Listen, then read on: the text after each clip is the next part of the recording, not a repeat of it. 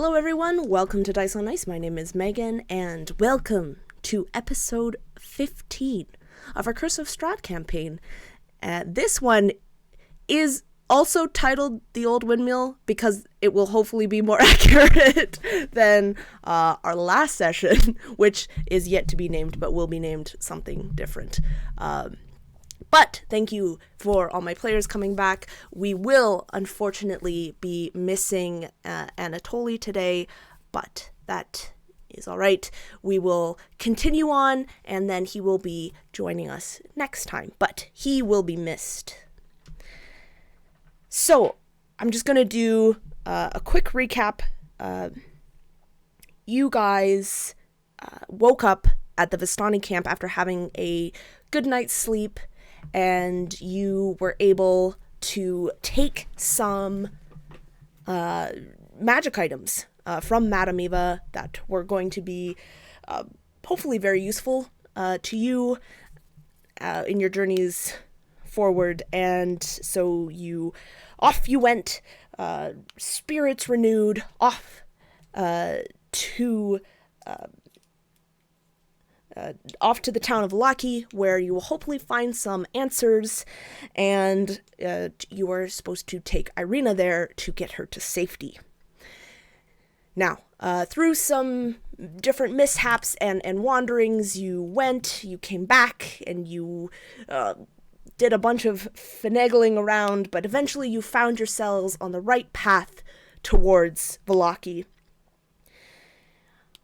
One evening, you were walking down the road, and in the middle of it, you saw a boar, what looked to be a boar, and as you approached it, as Eli specifically approached it, all of a sudden, these mushroom spores erupted from the pig's opened intestines and infected Eli with these weird glowing mushrooms on his arm.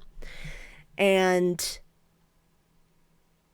you guys fought this horrible thing that came out of this boar. It had arms and teeth, and it tried to eat you / infect you with spores, but you guys were able to destroy it, and you burned off the mushrooms. You cut them off, and you cauterized the wounds, and hopefully that is all it takes to get rid of these mushrooms.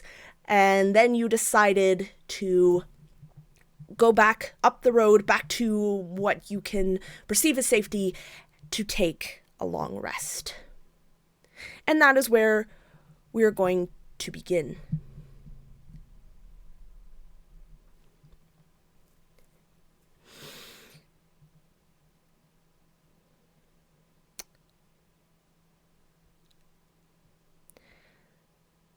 Korla. We're actually going to go back a little bit. Oh, also I forgot to mention that Eli and Fel had a very, very heartwarming conversation that was very, very awesome and great that ended off our session. So I just wanted to reiterate that because that was awesome. So, Korla, it is your time to watch. And as you do so, you hear the whispering of the wind in the trees. You see the fog, and you smell the acrid stench of rotting leaves and plants. This is nothing new, as this forest seems to just be filled with this smell of decay and darkness. And as you're watching, though you don't need to sleep, you feel yourself your focus begins to lose its preciseness. Your eyes begin to wander down the road, in the trees, when something catches your eye. A flash of gold. And soon you see a shape walk onto the road and begin approaching you. And you see it is that golden wolf that was following you guys earlier on down the road, and it approaches you. And it gets to be about 10 feet from you, and it sits and looks at you. How do you react?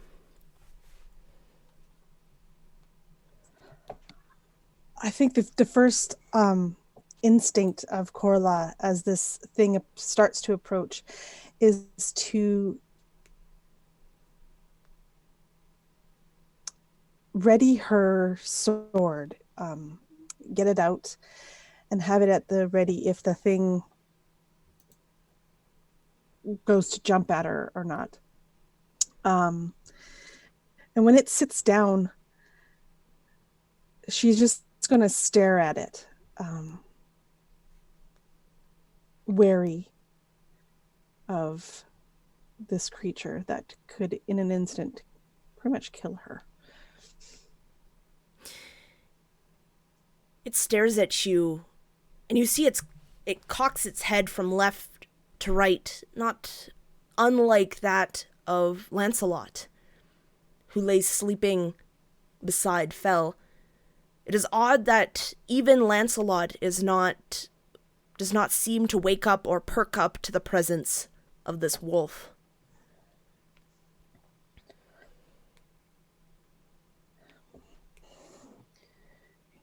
You are quite the beautiful thing, aren't you? Just sitting there staring at us like we were dinner.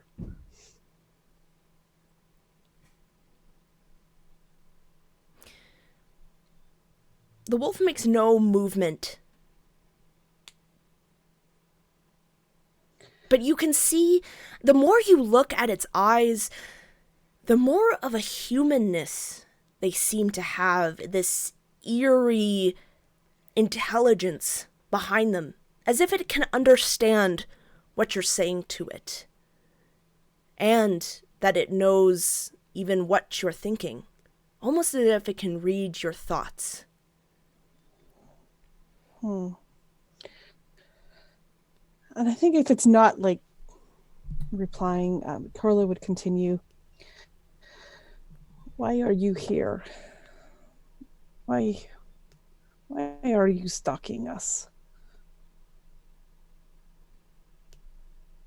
And you see, we have. Sorry, go ahead. What is it that we have? Almost in response, you see the wolf's eyes flick over to a sleeping Irina. And it looks back to you.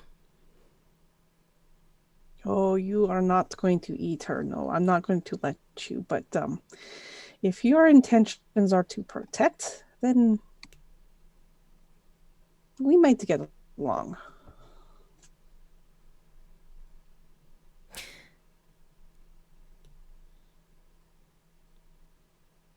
You see the wolf lick its chops, but then that turns into a yawn.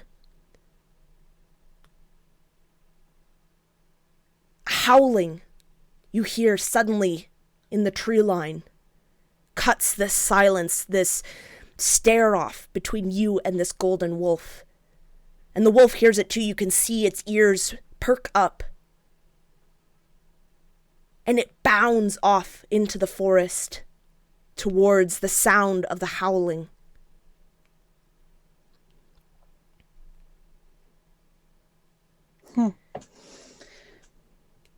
Carla would watch it leave, and then turn and go back closer to the fire, I think, and basically check on Irina, make sure that she is okay. You look at Irina and you see that she usually covers the bite marks with her hair. She tries to obscure it, but you can see that as she sleeps, her hair has fallen back and her neck is exposed. And now you can see the true just how much damage there is to her neck. You see the 2 bite marks, but you see the spidering black veins radiating from her neck. But she sleeps peacefully.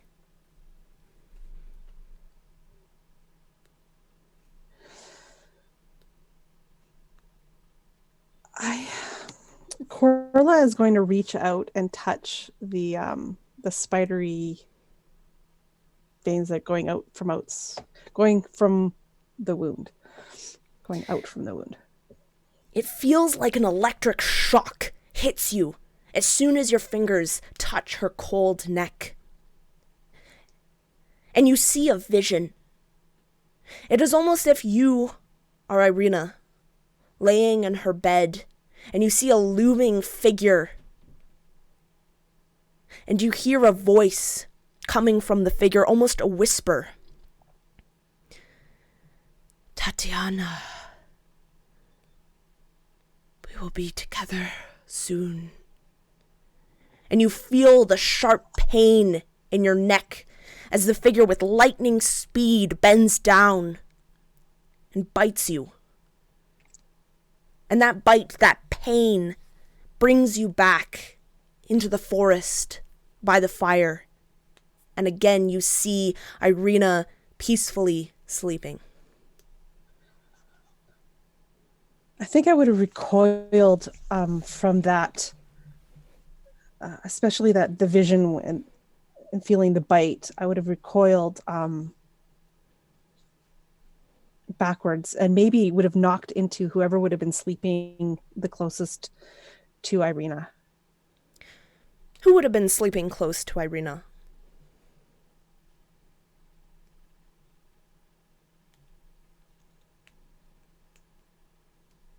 Jean, sure. You bump into Jean. And I'm sure that would wake Jean up. What's going on? What's there? I am sorry to disturb you, Jean. I did not mean. Forgive me. What's the matter? Oh, there is nothing wrong. We were visited by. Do you remember the wolf, that gold wolf? I do remember. It was here, but it did not attack. It did not even seem like it wanted to. I don't know. I get a feeling that it is here for Irene. Maybe it is protecting her somehow. It ran off when other wolves howled, but I am sorry. I did not mean to wake you. Oh, that is good that you told me. Just get some sleep. Oh, yes. Actually, you don't need to sleep, do you? Never mind. I'll let you and your elven traits. Yes. Whatever you do, you trance, something like that. Yes, we that is the best word to say, I guess. We disappear for a little while, but body stays. But I am sorry. You rest. I will wake you in the morning when it is your turn. Okay. Thank you.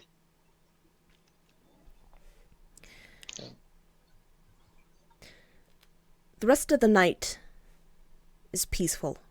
As much peace as you can have with the constant howling. And you think it is morning because it is a little brighter, but it's hard to tell. The sun is covered, and in the darkness of these trees, it almost seems like it is back to dusk. You all awake.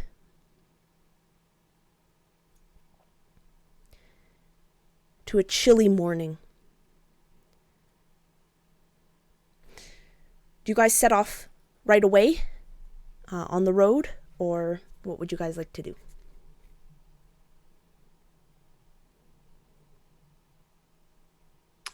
I mean, I imagine since we doubled back, I think it was about a quarter of a mile.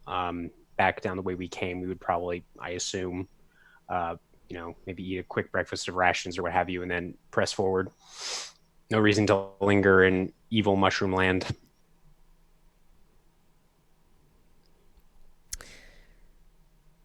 You go. Anatoly is quieter than usual. He seems bent on getting to Vallaki.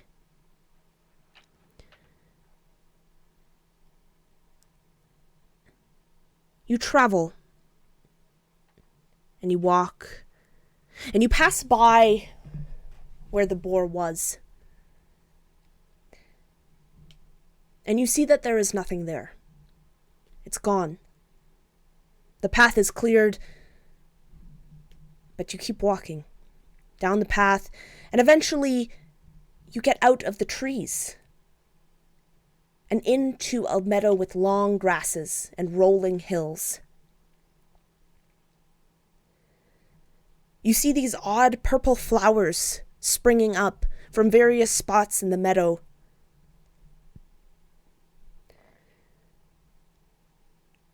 And after walking for a while,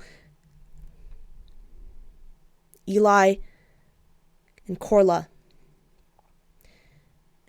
you begin to smell something that's very familiar. The sweet, the savory, the intoxicating smell of Granny's pies.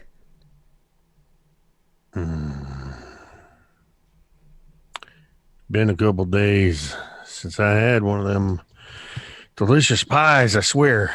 I could smell it. Oh, I am smelling it too. You think she is out here too? Wait a second. That makes no sense. Why would she be here? Oh, but those pies. You don't think it's a little weird that you all are reminiscing over these pies like they're the most wonderful things in the world? I mean, it's a little, Just because it's you a little didn't- odd. Just because you didn't eat one yourself, you don't know how Because good they were they are. magical in some way, Eli. We've been over this. Okay. numerous Magically times. delicious. No, like actually ensorcelled. Damn it! Though I do smell that. That is a little weird. Ensorcelled. Yes. Enchanted, whatever you want to call it. Well, There's magic in the pies. like I said, whatever the magic was, it seemed to enhance their flavor quite a bit, and You a remember? lot better than the rations we had this morning. I'll tell you that. Remember, Ismark said there was a rumor that they contained the flesh of children. Like, that doesn't disturb you at all? Put you off it a little bit? Like, even a little bit? Well, the way things work when somebody has something that other people want, often those that want to take that thing away from them will spread rumors and untruths to try to make them seem unsavory. Perhaps it was a rival pie maker that came up with that ruse. I feel pretty confident that I'd be able to tell if these ensorcelled pies tasted like children. Have you eaten children before, Eli? I haven't, but I can't imagine they would be as delicious as these pies. Ugh.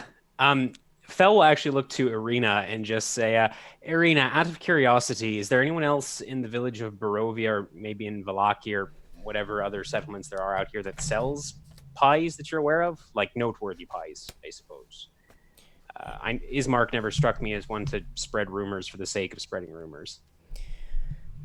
Well, I've never been to Vallaki, and my brother is quite paranoid, but he says these things with such a veracity, I'm not sure.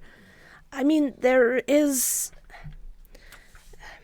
Bildrath, but I don't think he makes pies. He's a crusty old fellow who charges travelers who come by and even the residents of Barovia 10 times the cost of what I'm sure they should be for items.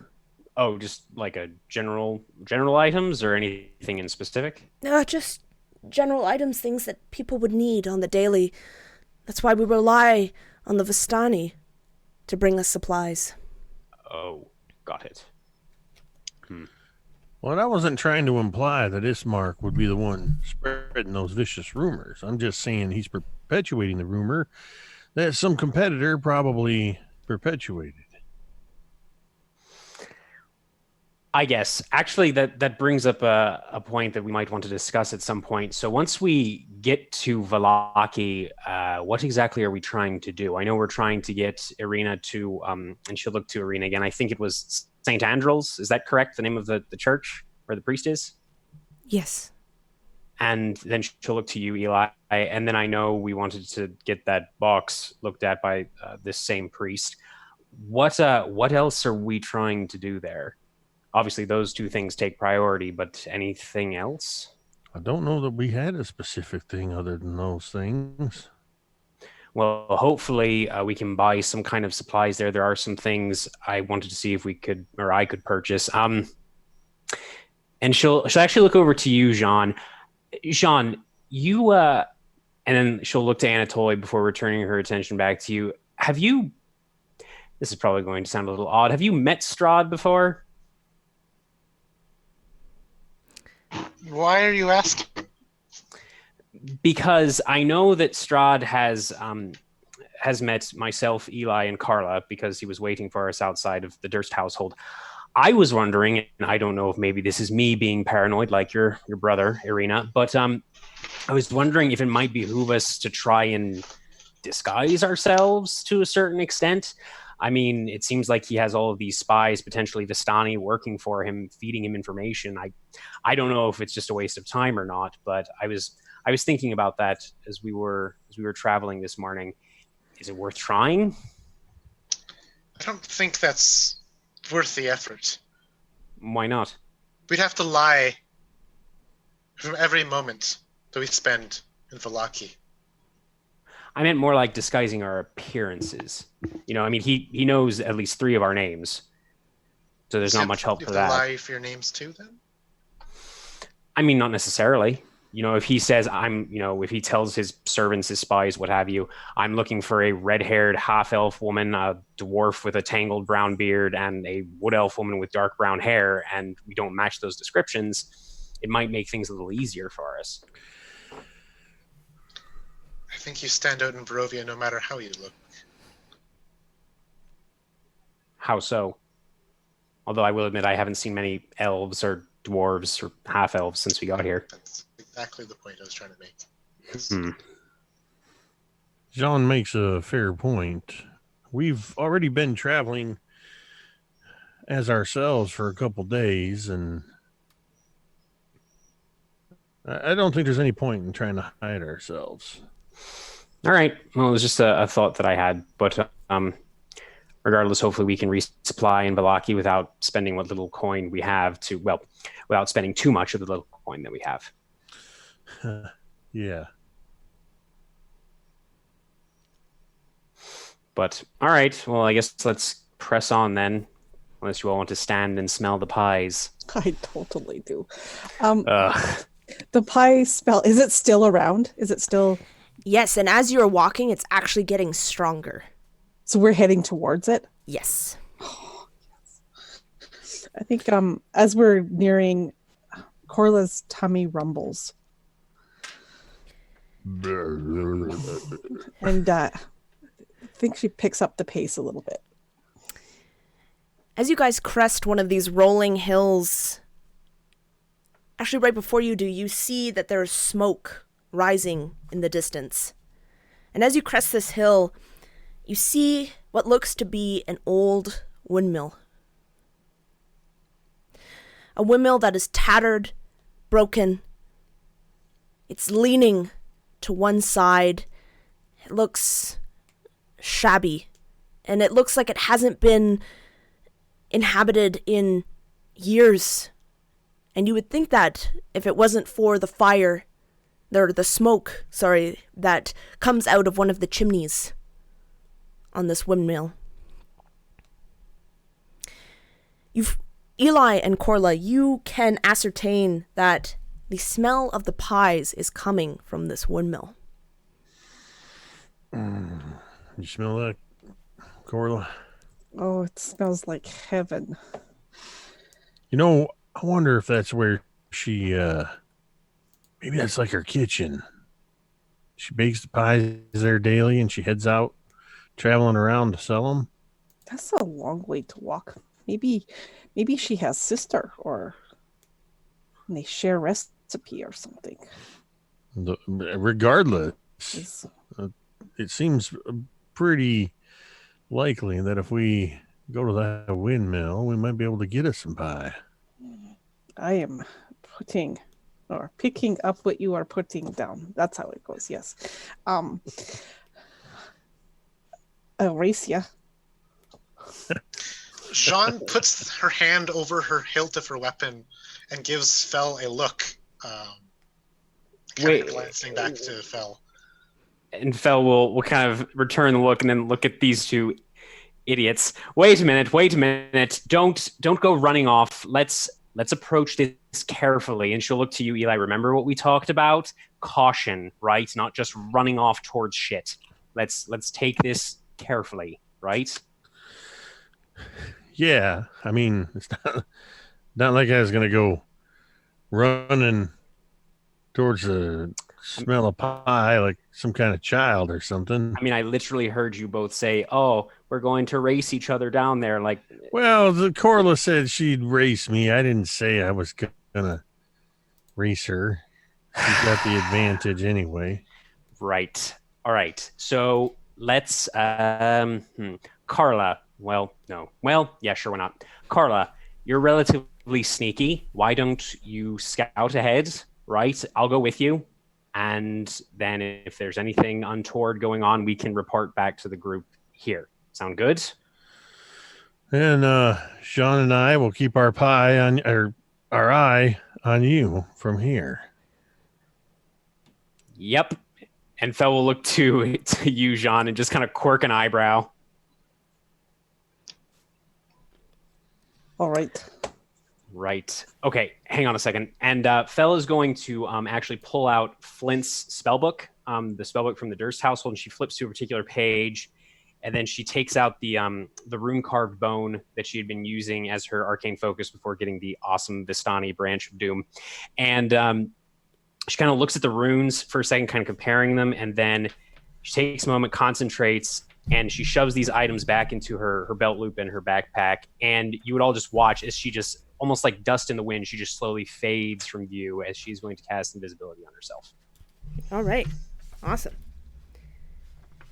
So you, Corla and Fel, you guys head out towards the windmill. And I need Corla to make a stealth check, please. Would you like Fel to make one as well at advantage? Yes, please. Okie doke.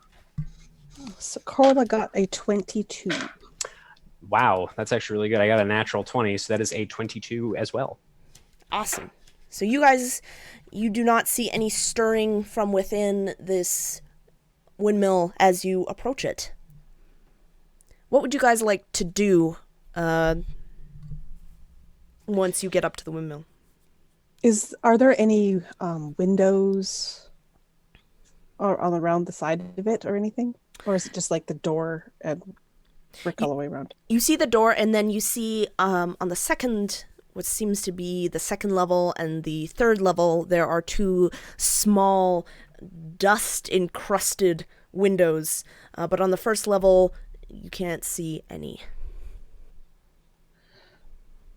So the second level window, is it big enough that Corla could fit through? Yes.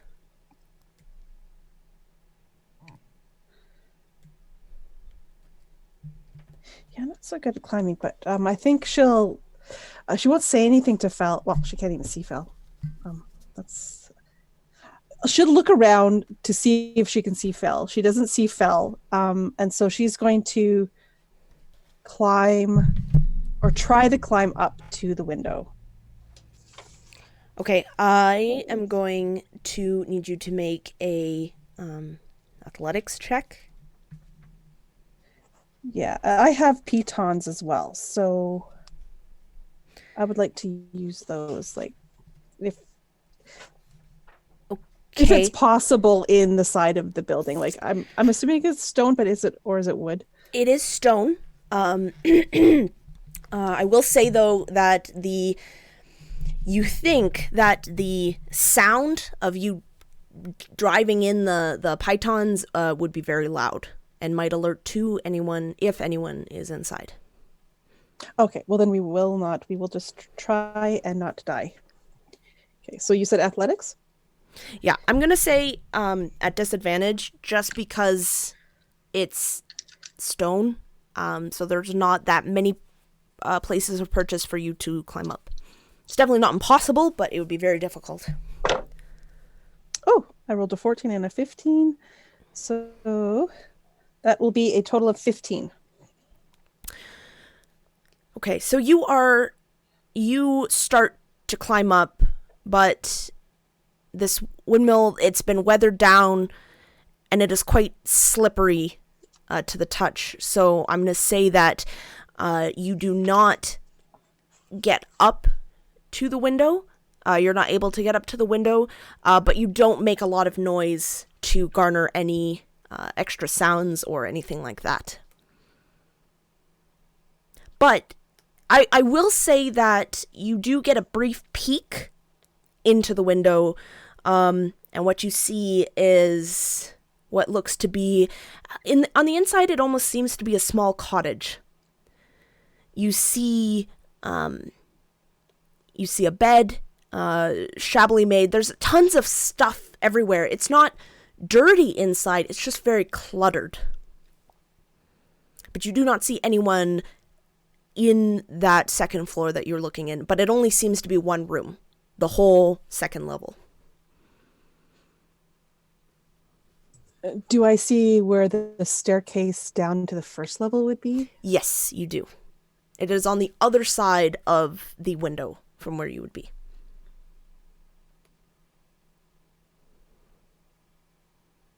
Okay. From this vantage point, looking at the window, does it look like I could have that it would be easy to open, or does it look like it's a pretty solid window? And I don't know that you could ascertain that it's even openable. It just looks very shabby and almost, you know how those the old houses, like, they almost look like the window is like rusted into place. It's just very like lopsided and just encrusted with dust, so it's very difficult to see. okay, I am willing to risk trying to actually reach, like, get up to where I could try to open it. So if that's another climb check or Yes. athletics. If you want. Yep. At disadvantage still. Yes. And I will also need you to make a stealth check, please. Okay. Okay, so that is a 6 and a 9 on the die this time. So that'll be a total of 7 for climb. But that is a 16 for stealth. You aren't able to climb it. Again, you lose your footing and you fall back, but again, you do not make that much noise. And you don't think you've alerted anyone. Fel, what are you doing? So yeah, while Corla is attempting to scale the building, she's going to kind of just circle around the base of this windmill clockwise. Is there just the one door leading in, or are there other doorways leading into the ground floor? There is just one door. Okay. Then while Corla is still in the process of attempting to get into this window, Fel is just going to very quietly and invisibly just sort of try to push the door in to open it potentially. The main door? Yeah. Okay. The door is locked. Of course it is. Here. Okay. Well, in that case...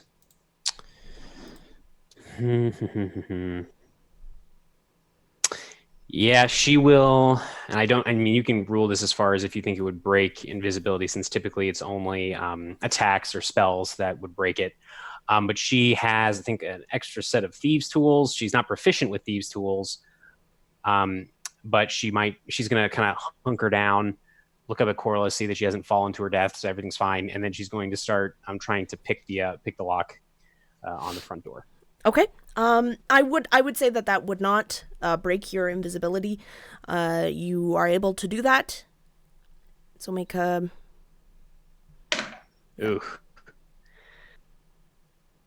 That's not very good at all. Let's see, because I think with Thieves' Tool, it's typically just you roll a d20 plus your dex, which is a 10 for me.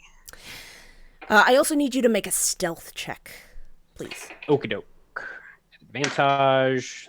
Definitely need that advantage. There you go. That is a 17 plus 2, so a 19. You are not able to pick the lock, but you are able to do it quite silently. And I could imagine that even if you pause, once you're unable to break the lock, you hear no movement or shuffling from inside of the windmill. All right. And you said the windows were sort of on the second and the third story of the tower. Is that correct? Yes, that is correct. Let me see. Fell's not going to start to climb. She's actually going to back off a little bit and kind of hunker down in the in this tall grass in the field here, because you said there was the field was pretty overgrown in this area. Is that correct? Yeah, absolutely. Great. I really don't want to do this because it's going to burn my freaking invisibility, but it might help maybe. So she's going to kind of hunker down. If you want, I can make another stealth check because this is going to break her invisibility, and she's going to try and send a message to Corla. I would say that because you're in the tall grass and you're away from the windmill, I would say that you do not have to make a stealth check. Got it.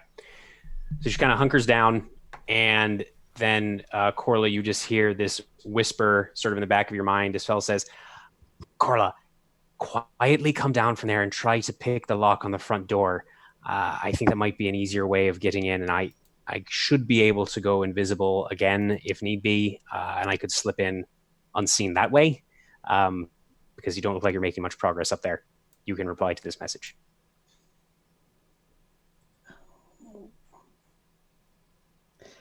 I think maybe this is also why Corla couldn't climb, because you distracted her with this talking in her head, and she falls a little bit, and she kind of looks around, and then realizing that you are like in her head. Why break in? Why not just knock?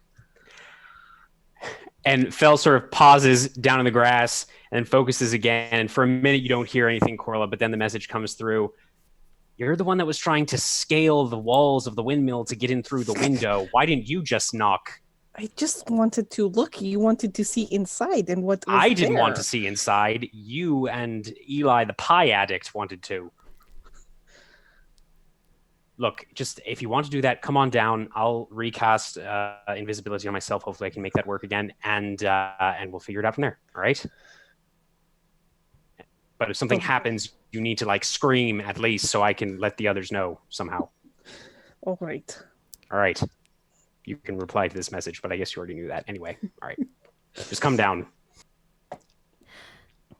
Eli and Jean, are you guys just kind of standing on the road, observing Corla try to scale and fail?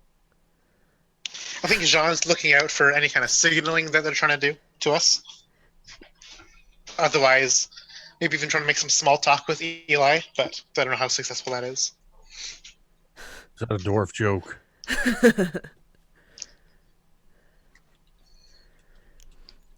So, okay, you guys are just observing? Yeah, just trying to figure out what in the nine hells they're doing. I thought they were just going to go up to the door and maybe knock or take a look in, or they're over there. Looks like Is Corla climbing? Yeah, Good lord. I think so, yeah. Were the pies really that good? It's worth climbing a windmill for? And to be perfectly honest, if it was the only way in there, I'd probably be climbing the windmill too, if it meant pie. And you'd see that Eli is continuously licking his lips and has that, like his his mouth is literally watering at the thought of pie. So you were a priest, right? Trying to get Jean to get his mind off of the pies. Yeah, once upon a time. I once knew a priest as well. Wow. This is Best banter ever. It's very clear that Sean and Eli have no chemistry whatsoever. They're the two that once everybody else in the group leaves, they're just immediately like, Well, no reason to be together anymore. Bye-bye. oh. Yeah. For Corla and Eli, you know when you're normally in a space where there's a really delicious smell, but after a while the smell seems to dissipate as your brain gets used to it? This is not happening for this pie. If anything, the smell seems to be intensifying so much that your mouths are just watering as you think of the crisp, flaky crust and just the decadent filling. Oh, I think this is overtaking Corla, and she's definitely, if she's not down already, she is coming down to the ground, and she's going to very quickly go to the door and just bang on it. Bang, bang, bang, bang, bang. And hearing the knocking fell will immediately, again, kind of taking a moment, trying to draw the symbols in Flint's spellbook, as well as sort of the feeling that she felt when she sort of faded from view back to mind. She takes a moment, probably doesn't work the first couple of times, and then she just slowly fades away as she casts invisibility again. You hear a voice from inside the windmill, and you hear the shuffling of steps. Mother? Mother, is that you? And you see the door open a crack, and a middle-aged woman peeks her head out. We've been waiting for Oh. Hello? Hello. Oh, it smells so wonderful. Can I have some of your pies, please? Well, I will buy them. Many. You see the woman's face, at first a sense of mistrust and confusion at opening the door and seeing your face, melts away immediately. Ah, you've tried my mother's pies, have you? Oh, they are so good. She's like best pie maker ever. Yes, she is. Would you like to come inside? I would love to. Come in. Are you alone? I look around at myself. Well, sort of. Sort of? Well, currently I have no one here with me. Please. It smells so good. Oh, of course. I'd be more than happy to give you some of Granny's pies. You can invite all your friends in, too. If they're here or not here, I'm very confused by what you just said. I'm Bella Sunbane. What is your name? I'm Corla. And the pies? Right, yes, of course. Just this way. Come on in. And she opens the door wider. And just the pie smell just assaults your very being as the scent just sweeps over. And I think Corla would almost be in the process of looking over her shoulder back to where she left Eli and Jean. But then that smell just overpowers her and all thought is gone. And she walks in without looking.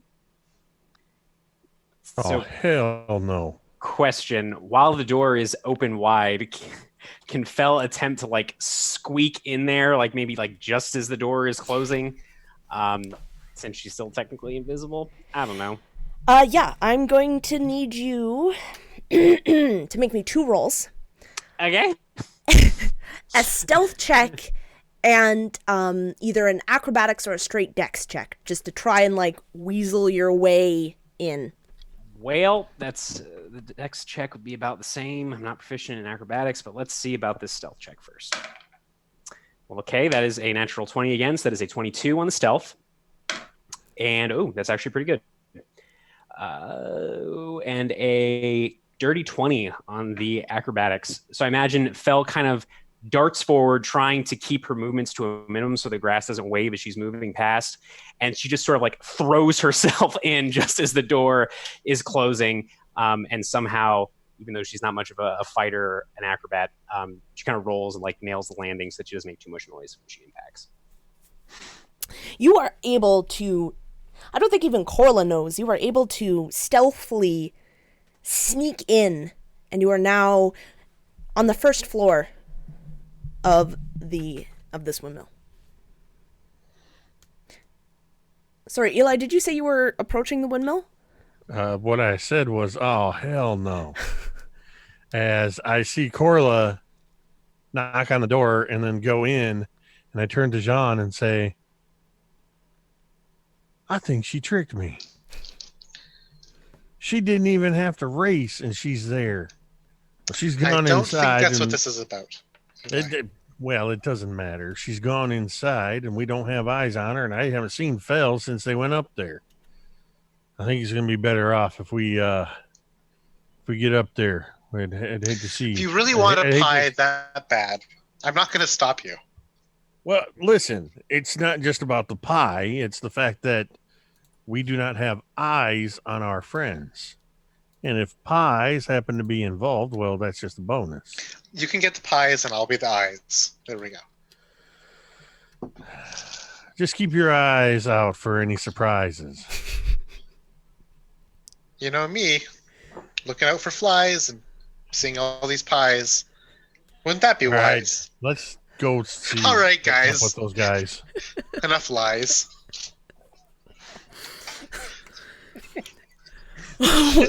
Anyway, it's all fun and games until there's a TPK in the windmill. When you piss off the DM by rhyming so much. All right, I'm definitely heading up to the door though. Okay. John will follow, again keeping her hand kind of hold it over the hilt of her weapon, not drawing it, of course, just to like the lazy, hold the pommel kind of feel. You, so the door's closed by the time you guys get there, so you will have to knock again if you would like to get in.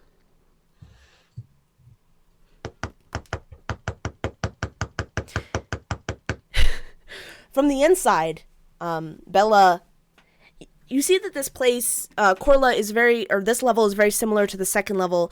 It seems like a cottage. You see a stove with a large pot of something boiling on it.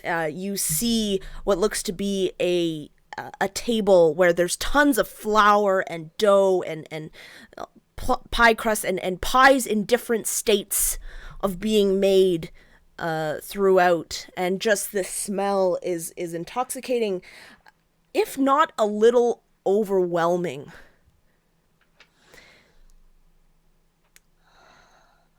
So, what brought you?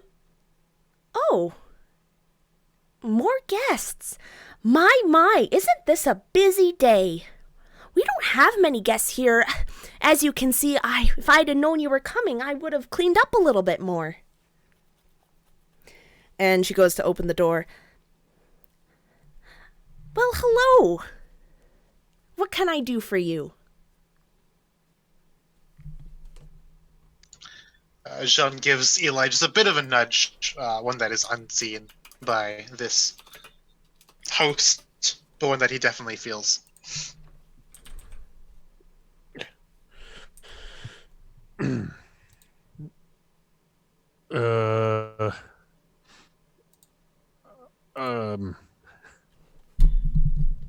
I think for the moment, Eli is just overwhelmed by the strong scent of the pies and is just peering inside, ostensibly trying to see Corla and Fel, but really just looking for pie. Yeah, it's looking. We were looking for our friends. They came around this way. Sorry, just a quick check. Is my mic better? No. Still crackly. Grumble, grumble. If you whisper like that, it's not crackling. This is now an ASMR. Never mind, it's still crackling. Oh no. Just a really crackling ASMR. An ASMR session.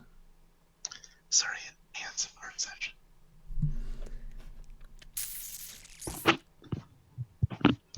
Well, so you want some pies, huh?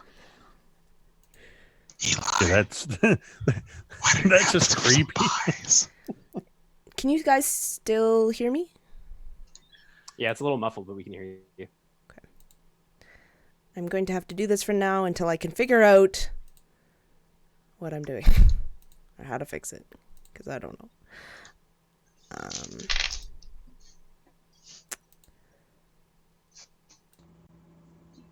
Okay, so as long as you guys can still hear me, then that is okay.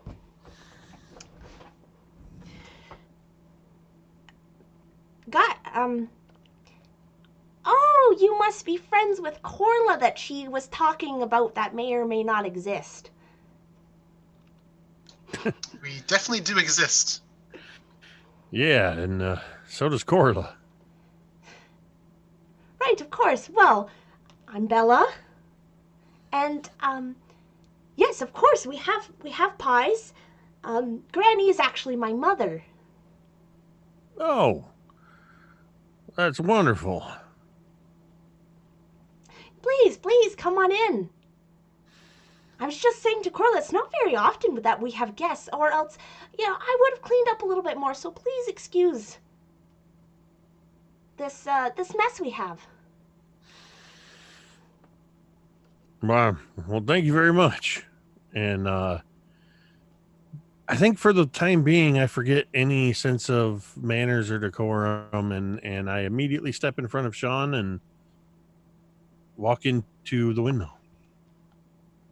So, question real quick. While this is going on, Fel's going to just scan this first level real quickly. Are there any stairs leading up, I assume, somewhere? Yep, absolutely. There are stairs leading up. Cool. So while everyone is sort of, I imagine, still kind of clustered around the door to the windmill, she's going to start to very quietly make her way upstairs, just kind of getting a better look at the lay of the land here. Okay. I'm going to need you to make a stealth check at disadvantage because these stairs are hella creaky. So just be a straight stealth roll then because of the invisibility? Yep. Oh boy. Well, it had to happen sometime. That's an 8. You see Bella's head whip over to the stairs very fast. And Fel would just immediately freeze, kind of pressing herself against the wall, not breathing, trying not to adjust her weight. And Corla, hearing the noise of the creaky stairs, would immediately try to get Bella's attention again. Do you make the pies too? I see here they're all in various states. Has your mother taught you as well?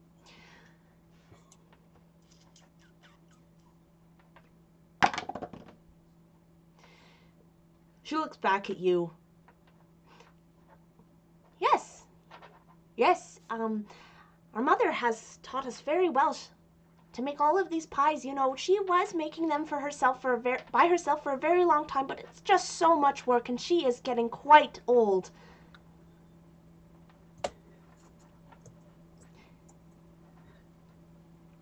Please, please, have a seat, have a seat. And she's going to start cleaning off the table. So, Fel, it appears as though that Corla has successfully diverted. Awesome. So she is going to taking as much time as she needs to avoid, if she can, making the stairs creak again, start to slowly make her way upstairs. Okay. I'm going to need you to make a stealth check. Oh, God. That's even worse. That's a 4. My good rolls have abandoned me.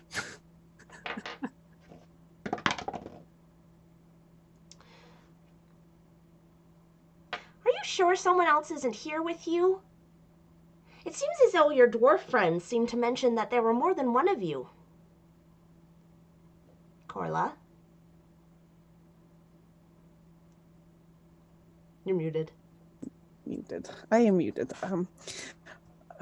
He sometimes thinks and complains that I eat enough pies for 2, and then I don't share.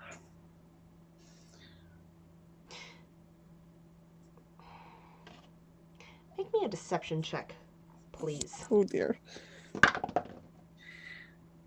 It's not terrible. Oh, but that is. Okay, so I rolled a 7, so that's a total of 10.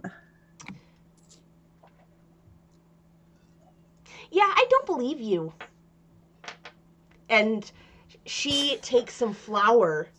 She's gonna chuck it at the stairs.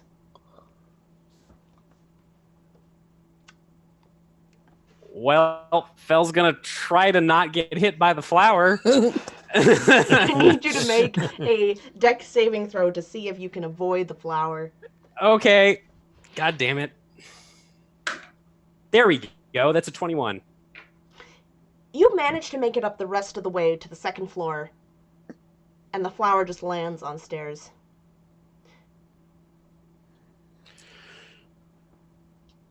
Hmm. Was that part of the pie making process? It is the magic, I am assuming. These smell so good. I'm so sorry. You must forgive me. We don't get many guests, and some of the guests we do get, they try and steal from us. Oh, yeah. That's terrible. I know, they see a couple of, old women, and they just assume that we're weak and that we can be stolen from. It hasn't been the first time. But I'm grateful that you guys seem so nice. Let me just see if my sister would like to come down. Oh, you have a sister. Yes, she helps out with the pie making business while our mother is out in town. Sister, come say hello to our guests. From upstairs, not on the second floor, but from further up, you hear another voice. Oh, hush, Bella. I'm working. You know Mother will come home soon.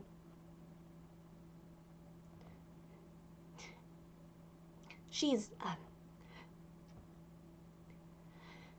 doesn't like guests as much as I do.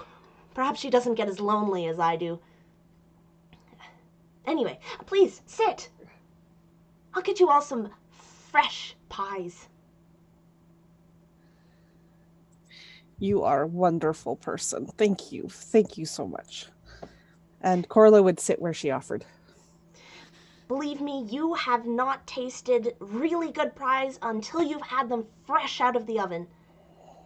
Oh, they smell so good. Yes, I've heard of places that make baked goods where you can actually watch them baking the goods and get them fresh. But I never thought I'd see that here. That is an excellent business idea. I will recommend that to Mother when she comes home. So where are you all headed?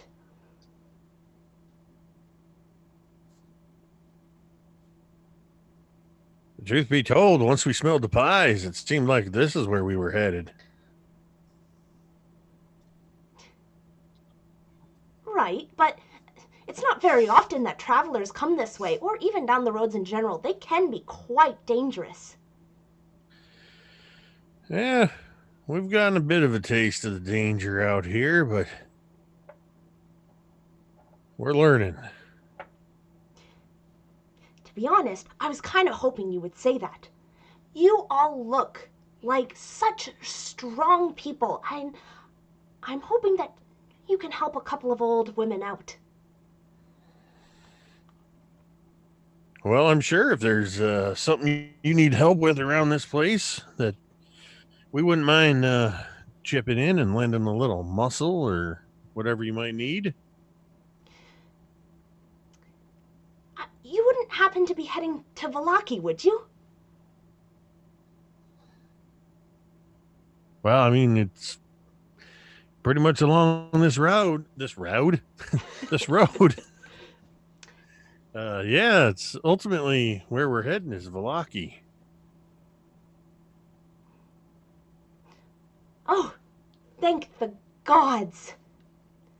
Oh yes, by the way, Anatoly, Lancelot, and Irina have all come with you, and they are all in this. Oh, they're in the windmill as well? Yes. Ew. Yep. Got it. She gives you all, each of you, a pie.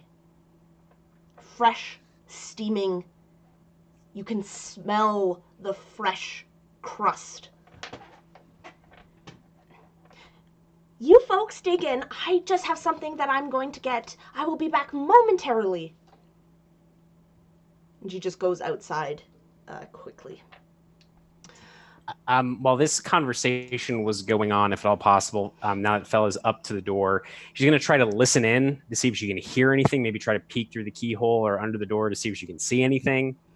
I can make a perception check or however you want to handle that. Door? Sorry?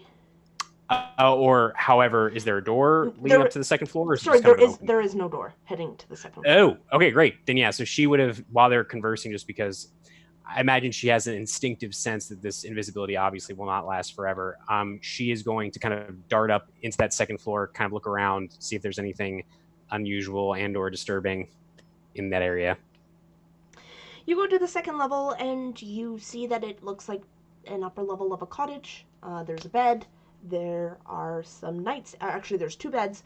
There's a nightstand. The old milling part of this windmill has been taken out and just kind of, it looks like it has just been renovated and reconfigured to be a bedroom. And you do see a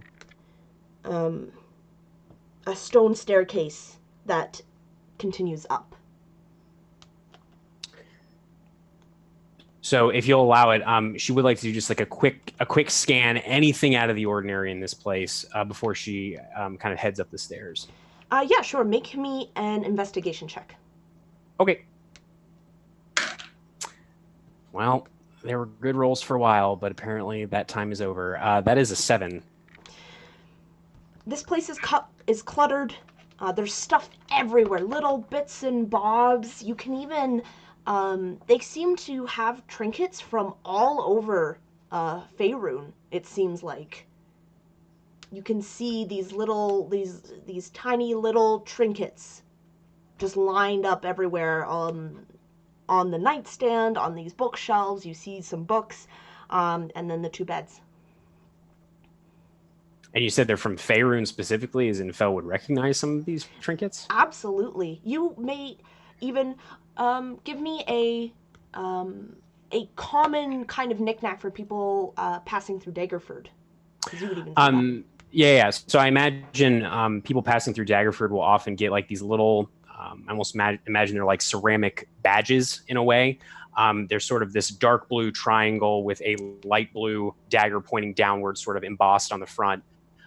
Just because those are the house colors, the family colors of the Daggerford family, sort of like I've been to Daggerford and all I got was this little badge kind of thing. Absolutely, you would see that there. So Fel would definitely stop at that, sort of feeling this chill rattle up and down her spine. Then she would take a very quiet breath and she would start to creep up the stone staircase onto what I assume is the final floor of the windmill. All right. I need you to make another stealth, but this one is not. You can use your advantage. Got it. Because it's stone. So that's 12 total.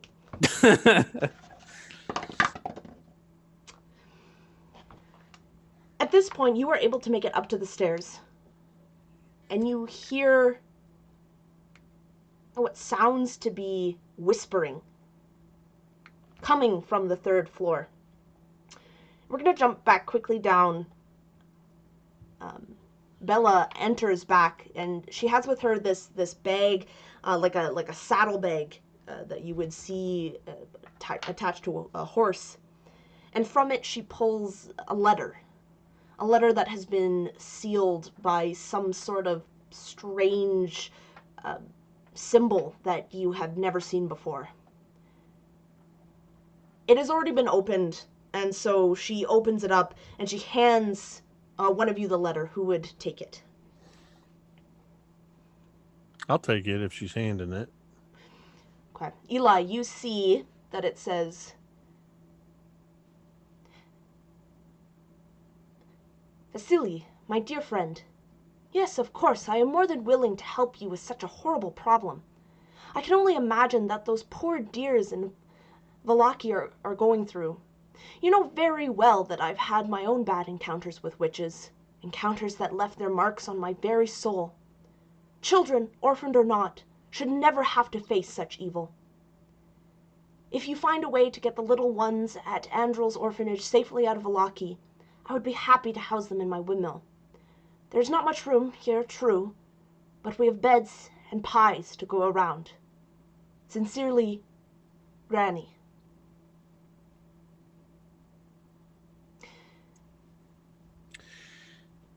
This is all you need is to deliver this missive to Vallaki?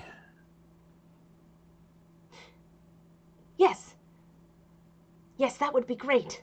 I'm worried that something might have happened to our dear old friend Vasily.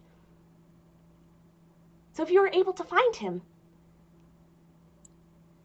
and hand him this letter, you would be helping not only us, but all the poor children in Andrel's orphanage.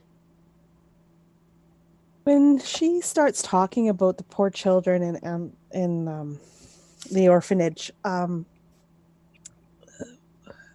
something that Fel had just said to Corla kind of worms its way into her brain, and I'd like to make an insight check against Bella. Okay, what are you trying to discern? I want to ascertain if... I know she wants the children, that's obvious to me, but I want to know if she wants to actually help the children. Like she's saying, she's trying to help them. Okay. That's not so good. That is a 13 total. You can tell that Bella is not telling the whole truth, but you cannot tell where the lies are. You cannot tell what she's being untruthful about. But there's definitely something she's hiding. I said that was a 13, right? Yes. Yeah, it should actually be a 14 because of my ear for deceit. Not that it matters. Just make 7s and 8s. That still the same. Yeah. Doesn't change it. Okay. Okay, so I I have a spidey sense, effectively, but I don't know what it is. Absolutely. Yep. Well, it seems pretty admirable that you want to utilize. If it's just you and your sister and your mother living here in this big old windmill, you looks like you're wanting to house some of the children from the orphanage. That seems a pretty admirable thing for you and your family to do. Yes. Unfortunately, my sister and I weren't able to have kids of our own. Although we've wanted to. We haven't found any suitors who have been good enough for us. And so it's the only way we can think to give back.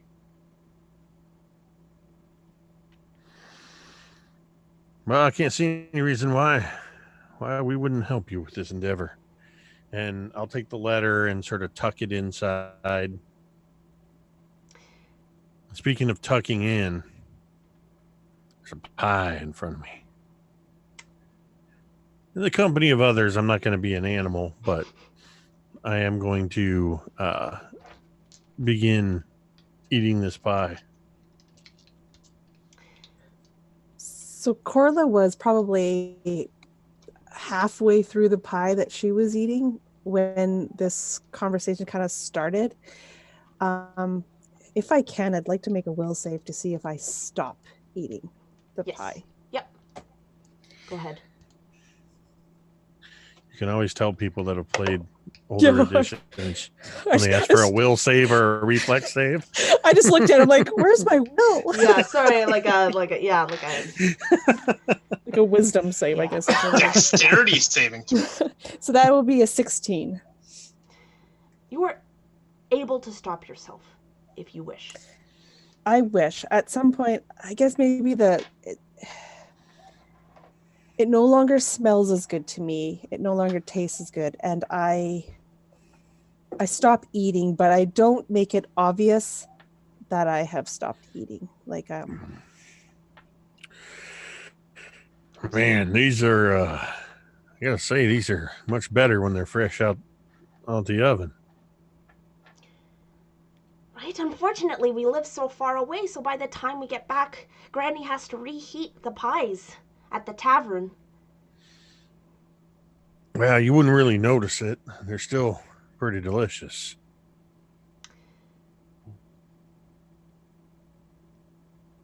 though. You get up to the 3rd floor. You're able to do it so sneaky. But not... There are a few people up on this 3rd floor who notice you. You see two sets of eyes peering wide-eyed at the stairs. Fear casting a dark pallor over their sallow faces. Children in cages sit there and look at you with look in your direction, eyes wide in fear. And you see another woman who looks very similar to Bella, holding a child at an unnatural angle by the arm, almost dangling it, its feet hanging off from the ground. And she pricks the child's finger with a small pin. And she sees the blood. She shakes her head and she mutters something to herself. And you just hear the words, "Soulless brat," as she drops the limp child down on the floor and reaches into the cage to get the next child.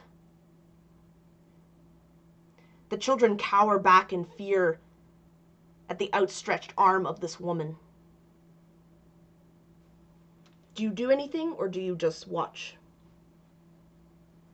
God damn it, Megan. Wow. Yeah, because I imagine she's standing there. Maybe she scuffed her boot on one of the stone steps, and that's what drew the children and potentially one of these women drew their attention in her direction. So she freezes, and then she sees this. She sees the pricking. She hears, the soulless brat comment, and the conversation she had the previous night with Eli about feeling somewhat more secure because she knows that she can trust him and everything. That sense of assurance just sort of fades away immediately as she is confronted by how freaking horrifying this is. She's never seen anything like this. And I think, God damn it, I think she absolutely panics. She is going to just streak back down the stairs. She'll try to be stealthy, but it's definitely not foremost in her mind. But she is just going to run back down the stairs, still invisible, to try to bring somebody's attention to what's going on. Because again, that feeling of being totally out of her depth is just completely washing over her, making her completely panic at this point. I need you to make a stealth check at regular. All right, here we go. That was almost really good. It's only a 5.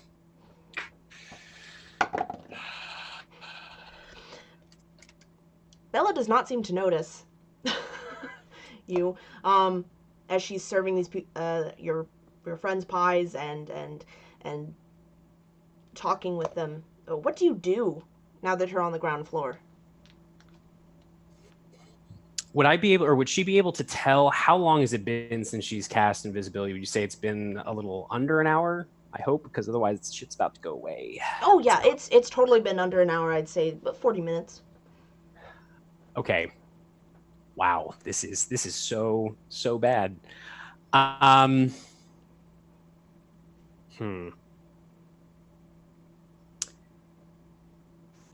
So where everyone is arrayed and where Bella is serving them these pies, is Bella facing towards the door, or is like everyone else facing the door and she's sort of facing them to deliver these pies to them?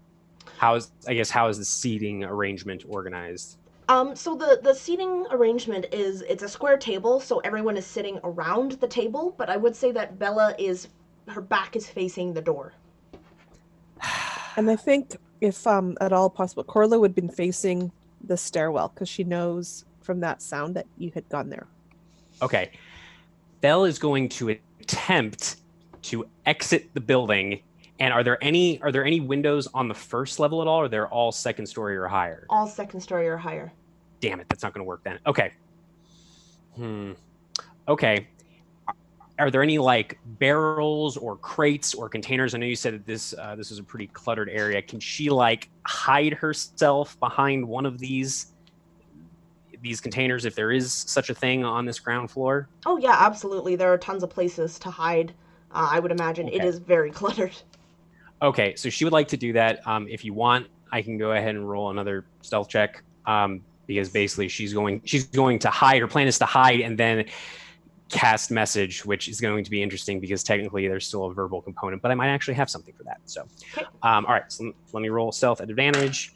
I don't know what happened. I was rolling like consistent 20s. Now I can barely get over a 10. That is an 11 final as she tries to I imagine there's like a barrel or something, and she's going to kind of try and squeeze herself behind it. So the rest of you hear this, but Bella doesn't seem to notice. Okay. So assuming she's reasonably well hidden because she doesn't know any better, Fel is going to cast message to Eli. However, she is going to burn a sorcery point, again, just instinctively reaching out to this talent, to these abilities that she has manifested over these last couple of days, so that she gets rid of the verbal component of the spell. She just sort of clutches the Vistani branch to her chest, focuses on Eli. These black veins sort of spider out from her mouth. And Eli, you would hear Fel's voice in the back of your head. Eli, there's kids on the 3rd floor. They're pricking them. They're taking their blood. There's other women up there. I'm not entirely sure what to do. And then she'll say, I'm behind a barrel over to your right. And then she'll say, oh, and you can reply to this message, and that'll be it.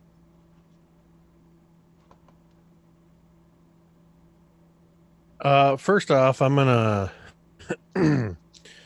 see if I can identify this barrel, and I'm looking for Fel, but I guess if you're invisible, I So she's wouldn't see not you. technically invisible anymore because she cast the spell. She's literally just hiding behind a barrel at this point. So I guess I would look around first to see if I can even just sort of looking around casually to see if I can spot Fel.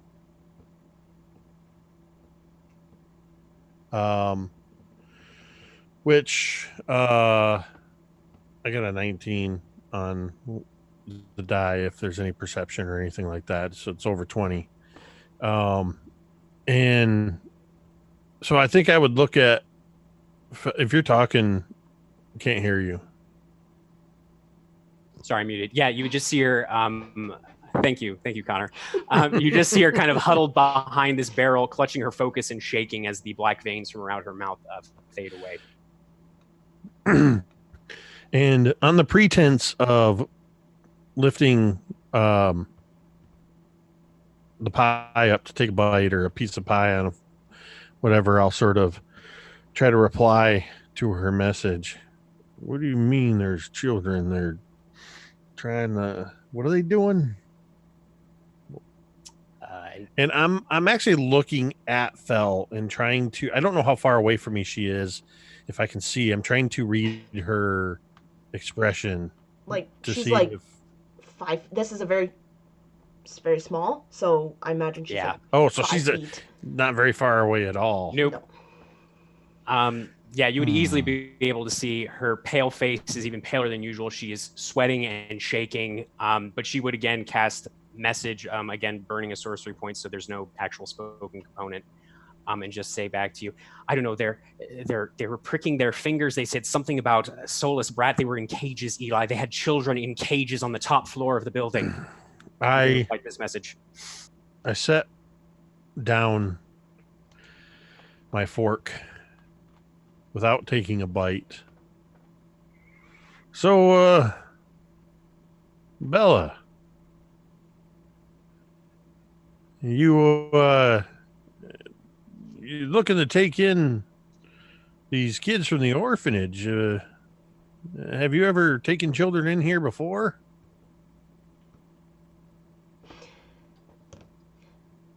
We've taken in a few. Most of them have grown up and left. But there have been some stranglers.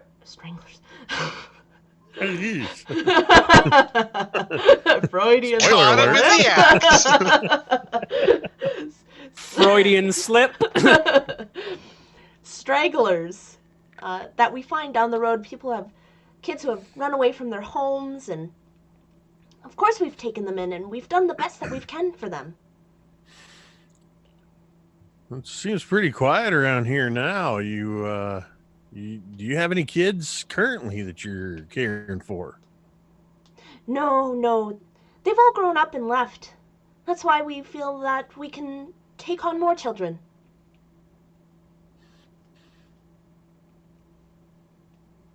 I'm gonna push away from the table and stand, which being a dwarf probably doesn't have the impact I would hope for.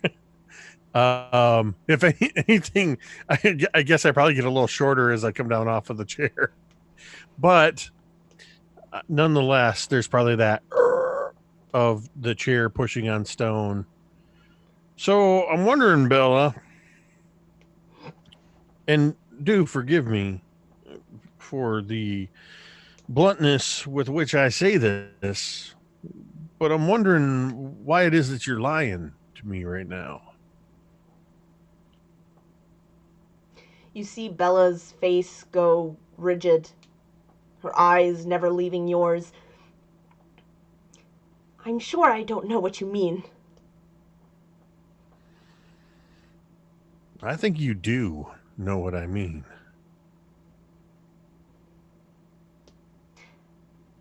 What exactly is going on here, Bella? I think you have all overstayed your welcome, and it is time for you all to leave.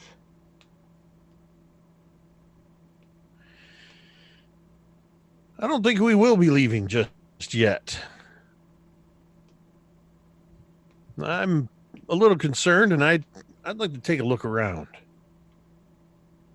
You come in here, into our home, you eat our pies, you take our hospitality, and this is how you treat us? You invited us into your home, and then you started to spin a tale, which I was happy to believe, but I now have reason to believe that it is no longer true, and you are doing us a disservice. What's this all about, Eli? Your Keep an eye friend on her. clearly has had too much pie and has to leave. Keep an Now. eye on her. I want to take a look around. Now, I'm going to start moving towards the stairs. I can't let you do that. And everyone needs to roll for initiative. And that's where we're going to take a break. So. Oh God, no! I'm trying not to cause problems, and Fel, you're still pushing after our long talk, and now you're pushing me into action. All right. Oh boy. Well, we will be right back, and we will see what happens. It should be interesting. So, we will be right back. Everyone, hang tight.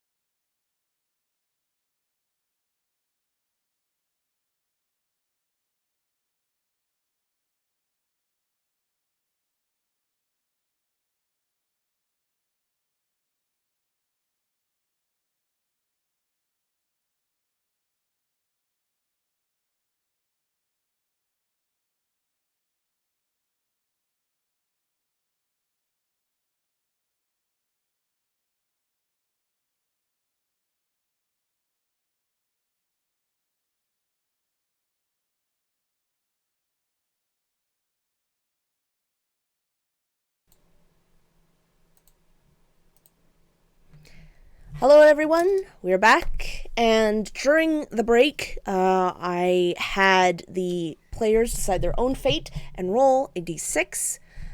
Connor rolled a 5, and that is going to be how many rounds until Granny comes home. So, the die set to 5. She's an old lady. How bad can it be? Oh no, Grandma just came home. She has more pies. Okay. All right. Corla. So I need to remind myself, Eli hasn't actually said anything out loud, has he? He's just said you're lying about children being here or something. Yep. And that he wants to check things out. Okay. So I am going to, I guess, hold my action until after Eli goes, until I figure out what's going on. Okay. So I'll move down the initiative. Yeah. All right. So, does Bella look like she's taking up some kind of a stance, or she's just gotten really firm with her words? You see that she is taking way more of a defensive stance than maybe she should. For the moment, I'm sticking with what I originally said.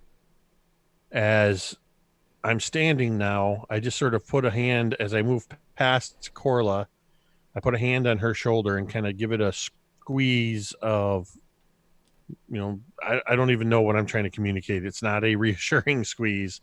And I continue to look at Jean and say, keep an eye on this one. I want to go take a look upstairs. And I'm going to move. I can move 25 feet.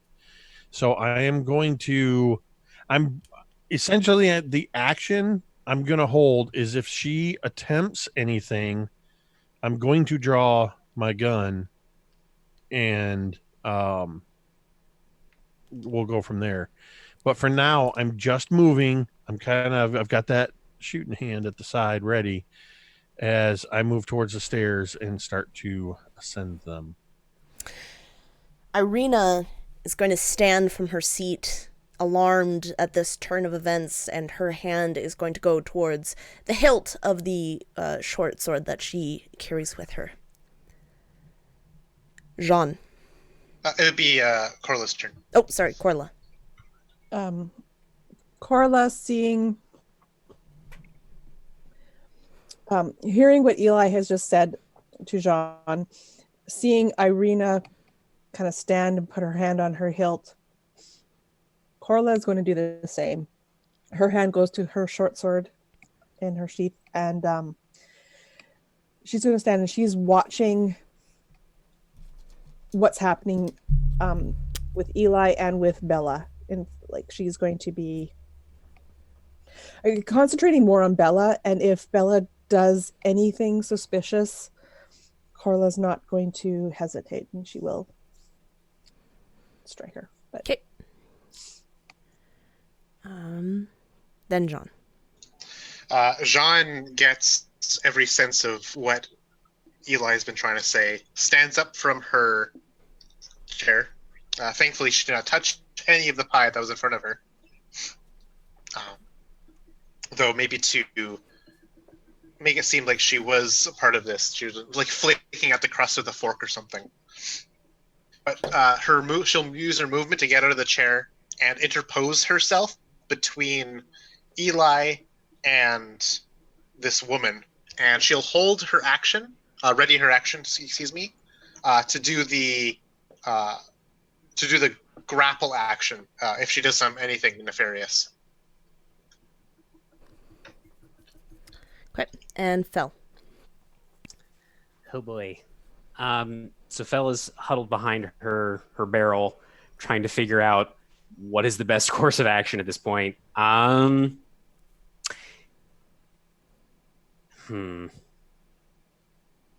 Shit. Yeah, she's going to, for now, she's going to just take the dodge action and not move. She's going to stay huddled behind the barrel, just preparing herself to move if need be. waiting to see how Bella Sunbane reacts to all of this going on. Bella looks, she glowers at you, Eli.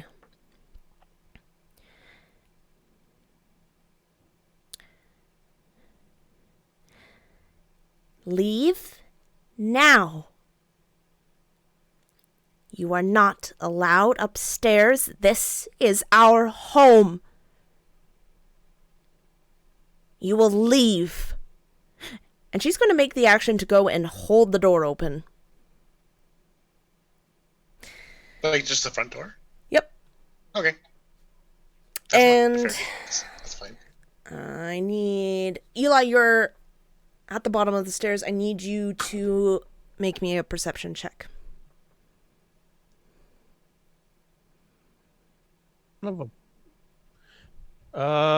Perception. That's going to be a 5 total. Okay.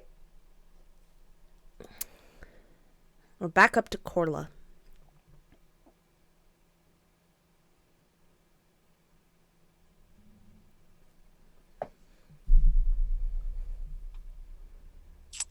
I think Corla's going to follow Eli. Yeah, I'm going to, again, wait till after Eli. We'll just move me past Eli. I'll wait for him to do whatever he's doing, and then I will follow him. All right, Eli.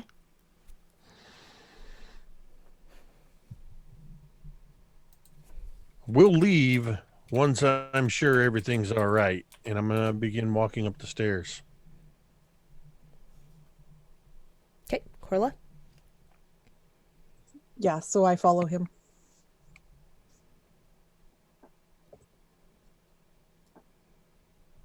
Irina is not sure where to go. She's looking from the door to the stairs in a lot of confusion. And I think she's actually initially just going to head towards the door.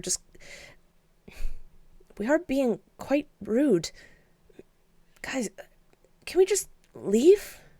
She clearly wants us to go.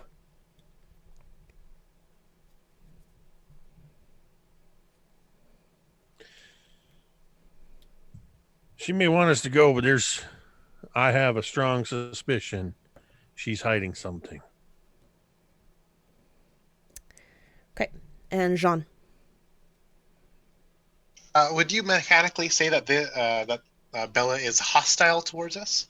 Oh, absolutely. Or just upset? Okay. Very hostile. All right. That will not work then. Jean will stand firm at the base of the stairs, again, readying her action to strike or, essentially attack if Eli is pursued. Okay, and fell, hiding behind the barrel.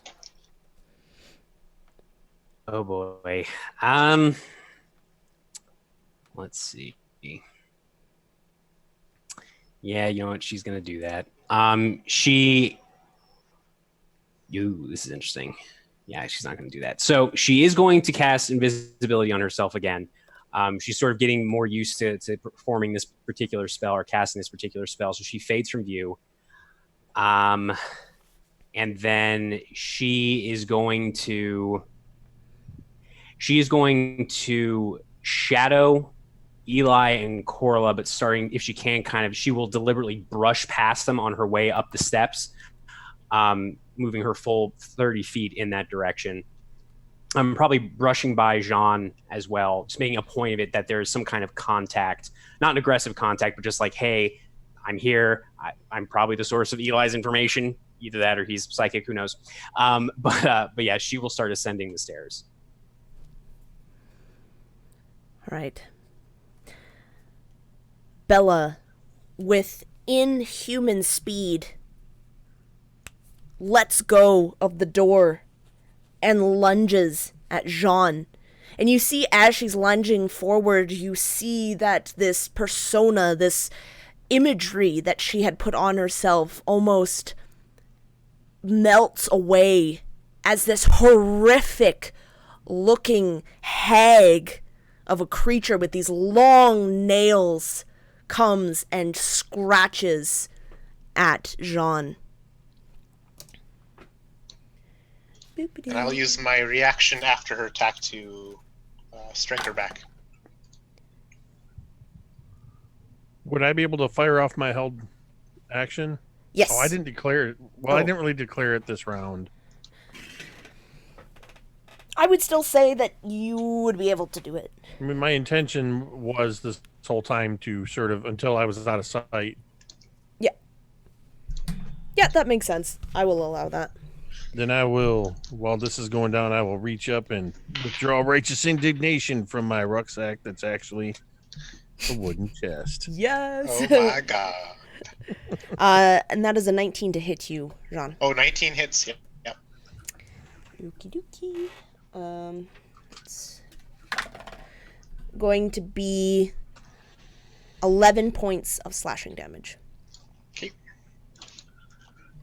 I go to strike her back as she lunges towards me. I got a 17 to hit.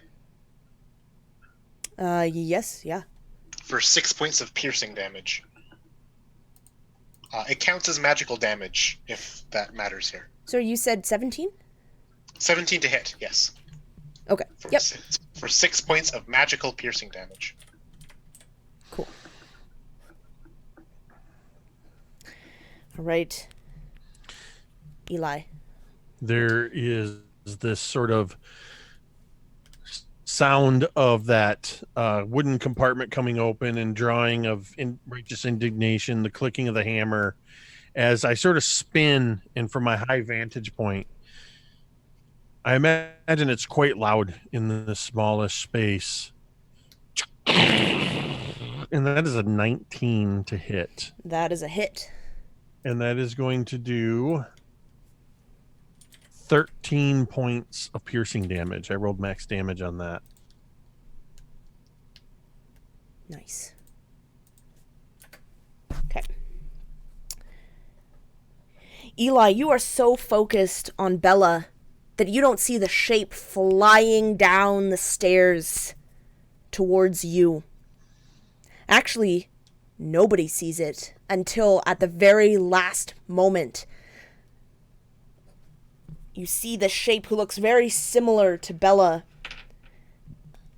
appear right before you, Eli, and slashes out at your back. Woo, that's a nat 20.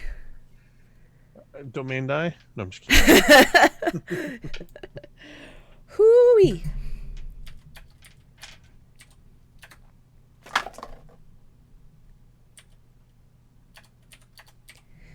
That is going to do a whopping 31 points of damage. Holy. Whoa. I imagine that Eli's side is ripped open. Just like maybe as I spun, my armor is essentially my leather jacket with this robe kind of underneath it. And as I spun around to draw the weapon, it sort of the kind of came open, kind of like a gunslinger with that thing pulled back, and I just totally opened my side when I raised the weapon. And yeah, I mean, that's ow. In fact, I would cry out at that. Yeah.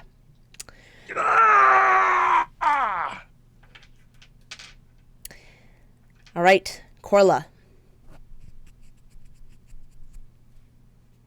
Seeing this thing basically like materialize in front of Eli and rip him to shreds, pretty much, I'm going to lunge at her and with my sword trying to strike her. Which one?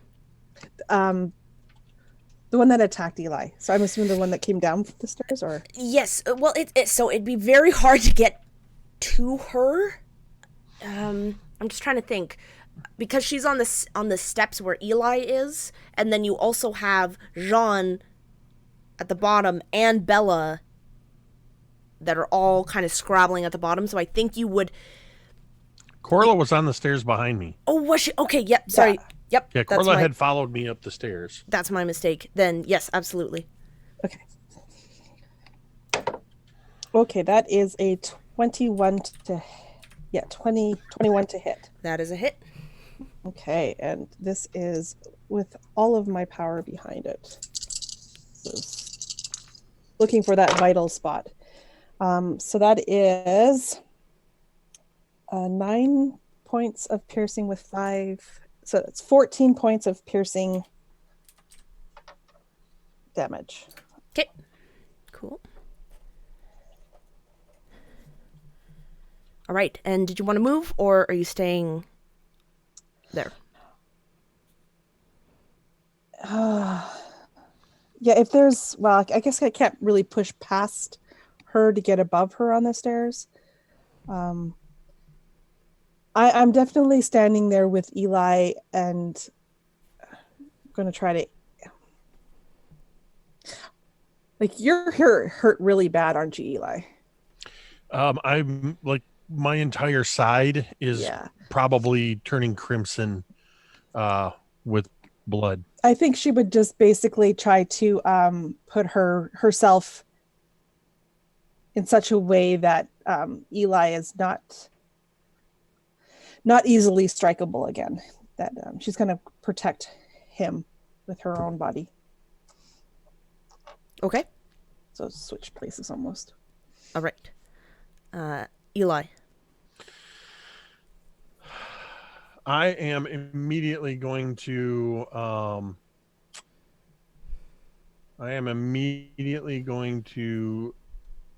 bonus action second win as I try to press my arm to my side and just dig deep into that fortitude, and I will, dang it, I guess that's still 6.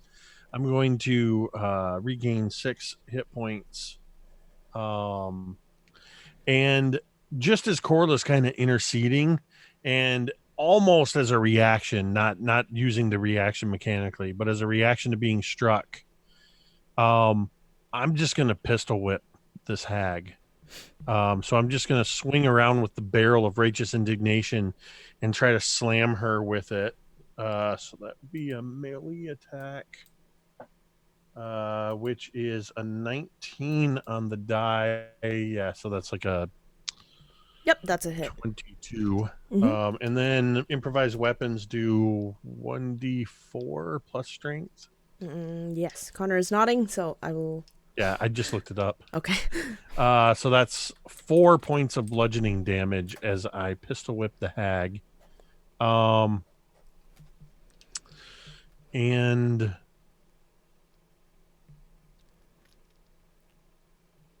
you know what? Given the amount of damage that she did to me and this close quarters, I think I'm going to action surge. And with this action, I'm going to burn a grit point. Let's see, mark off action surge. Action, where'd they go? Because it's a ranged weapon, I would have disadvantage at close quarters to attack her. So I'm going to use my Deadeye shot to even that out. Spend 1 grit point. And normally that would give me advantage, but that'll make this roll without disadvantage. As I take the shot, and it's almost like shooting up from the hip and just sort of steadying it with my other hand, which we'll see. With a +7 to hit, that's a 14. That does not hit. And I just see like the gunpowder and then this almost instantaneous spray of chips of stone as I just shoot past her and hit the wall. Irina lunges towards Bella, sword taken out of its sheath and in hand. She's going to try and stab Bella, but unfortunately, this is such close quarters. At the last moment, she faints. She's worried that she might hit one of you, and she misses. Jean. John looks at this beast of a creature before her, and her eyes grow jet black, and the world around this creature seems almost to be enveloped in shadow. I need this this hag, please, Bella, to make a wisdom saving throw. As I cast the spell Cause Fear.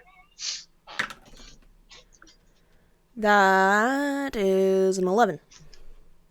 An 11 is a failure. So as long as I concentrate on this spell, she is frightened of me until the spell ends. She can repeat the saving throw at the end of each of its turns, succeeding if she succeeds. The frightened condition means that she cannot move nor attack me.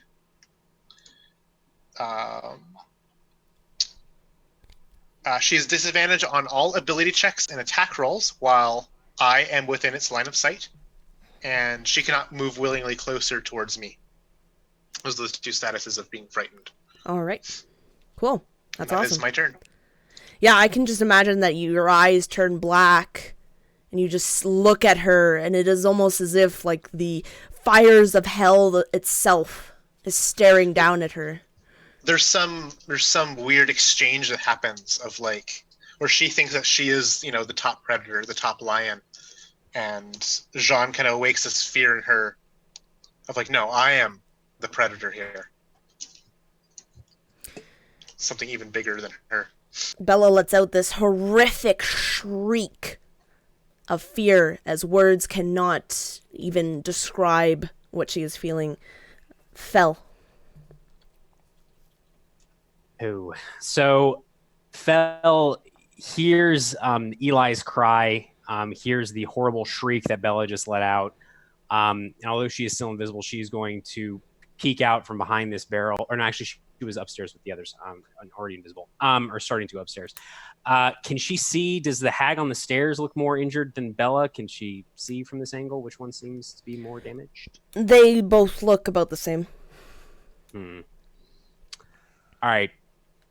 So she is going to whip around, seeing Eli bloody but still fighting, see the misfired shot, and then she is going to just break invisibility as she thrusts the tree branch, arcane focus that she now wields towards this hag, and a teal-colored sphere of fire kind of emerges from the top and zips towards this hag as she just cries out, "Get the fuck away from him!" And then that is a 22 to hit. That is a hit.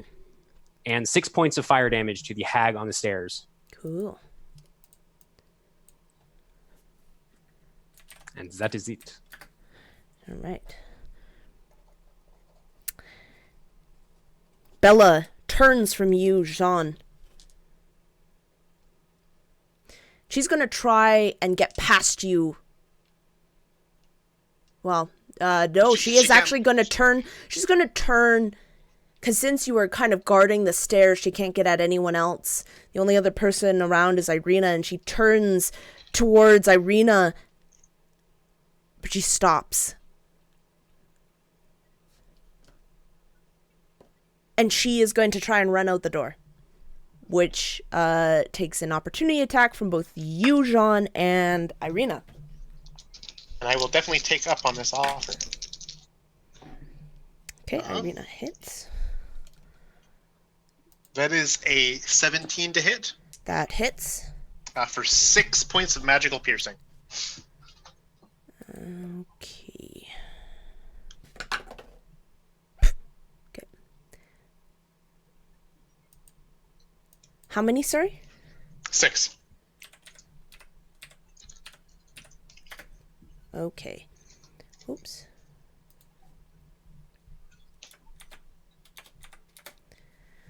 Okay. And you said at the end of her turn she can make a saving throw? Yep, another wisdom saving throw. Okay. Oh, she got a nat 1. All right. She is scared. Still feels like a sheep walking among lions here. All right. So she is out the door right now. All right. The sister on the stairs is going to take a shot at, or take a swipe at Corla, who has imposed herself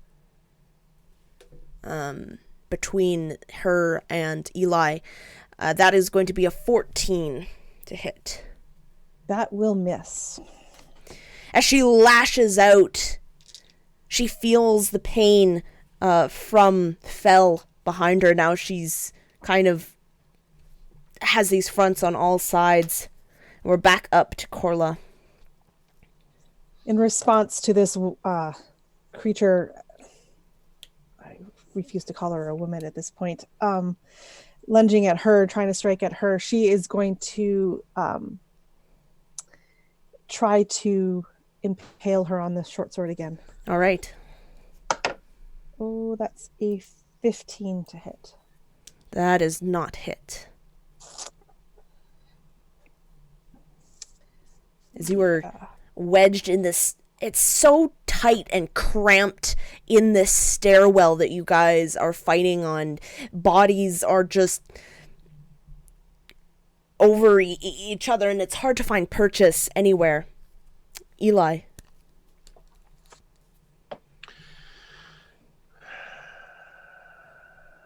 I am going to... It's just so tight in here. There's not a lot of room to maneuver. I'm going to try to grapple her. If possible, my intention is to basically try to grab a hold of her and almost suplex her down the stairs. Very cool. I want to, if I can grab her, I want to use my smaller stature and the fact that she's a step or two above me to try to grab her and just kind of fall backwards and take both of us down the stairs. Cool. I would say that because of that description, you get to do your strength with advantage. Ooh, nice. All right. All right, I'll use these two dice. Well, she got an 8. Well, good thing I got advantage because I got a 5 on the first die, 16 on the second, which makes that a 19. Awesome. To just grab a hold of her and just, like I said, just lock my arms around her and basically just sort of fall back and try lifting her over, causing us both to tumble down the stairs. All right. I need Corla to make a dex saving throw so that she's not kind of caught up in this tumble down the stairs. That is a dirty 20. You are able to dodge out of the way as this ball of Eli and a hag go tumbling down the stairs. How do I calculate stair damage? What a good question. How far down is it? Half a flight, I would say. I imagine that you guys I usually treat it just like, I usually just treat it like fall damage and use D6s. But that's me. Yeah, I think that would make sense. So it's a D6 per 10 feet, is that right? Yes. So I would say a D6. I'm gonna knock myself out. All right, I'm gonna roll it separately. So Eli, you're gonna take 2. Ooh, and the hag is gonna take max. Oh, nice. Yes. Cool. As you guys tumble in a heap down the stairs, and you are both prone, and she is grappled by you. And just because this makes sense, because I had righteous indignation in my hands, I imagine in the tumble, the gun just sort of clatters down the stairs. Because I can't imagine being able to hold on to it while dropping down the stairs with her and focusing more on locking hands together. Absolutely. All right. Irina is going to run out the door after Bella. Jean. Jean sees the prone hag at near her feet, being grappled by Eli, and will bring up that war pick and bring it down on her. That's right. Attacking with advantage Nice. because she's prone. This is going to be an 18 to hit. That is a hit. Cool. That'll be damage. 7 points of magical piercing damage. All right.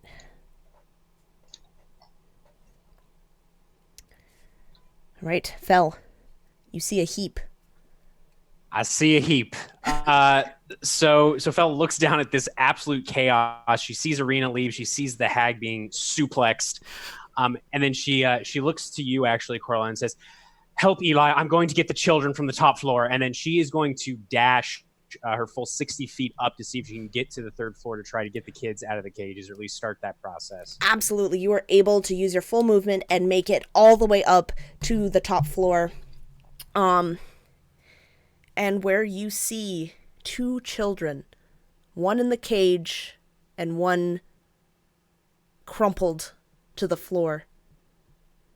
What happened to the third? Because wasn't there 3 up here originally? Yes, there was. Wow. Great. All right. Yeah, that's all she can do. That was her movement and her action. Okay. All right. Bella is doing her thing in the outdoors. She's going to... that is going to be wisdom. She's going to make another wisdom. That is an 11. It's failure. All right. Trying to beat a 14. All right.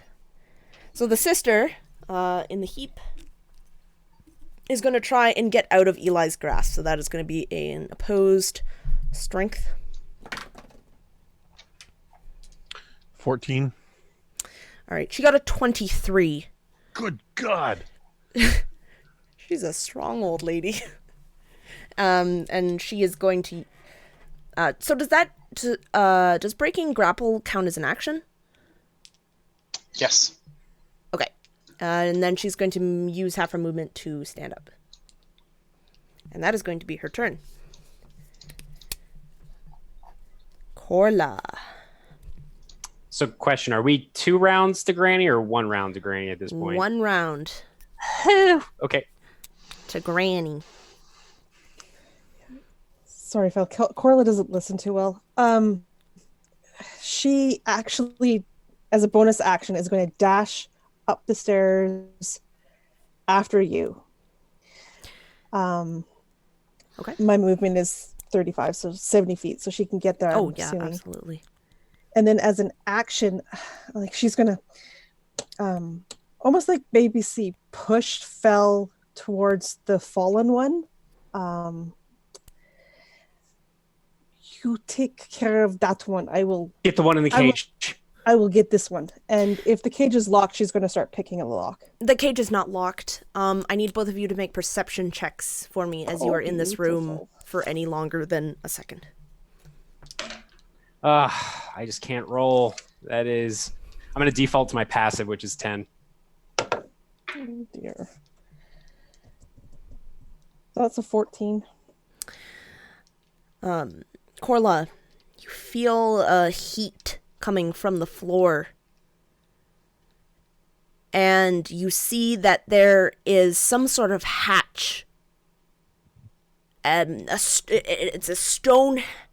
has a stone rim and a stone lid. And you can feel the heat emanating from that hatch in the floor. Okay, so change in plan. I open up hatch instead of cage.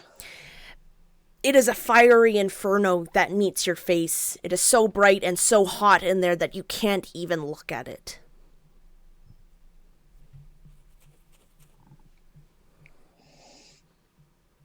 But you do see that under that heat, it seems to be this weird magical heat where it is bright, but it's not. it's almost fire, but not really. Like it's very odd, and the more you look at it, the stranger it is, the less sense it makes. But eventually you see that the heat almost seems to be a thin layer just underneath this hatch, and below you see the stove with the large cauldron on top. The stove, like downstairs stove? Yes.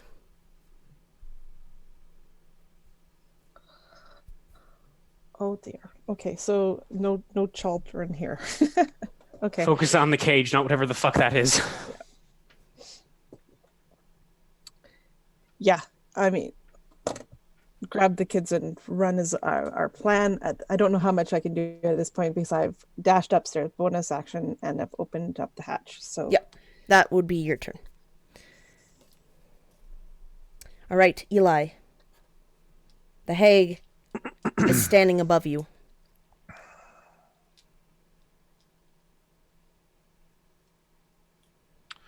I'm going to reach to my side as I stand up using half my movement.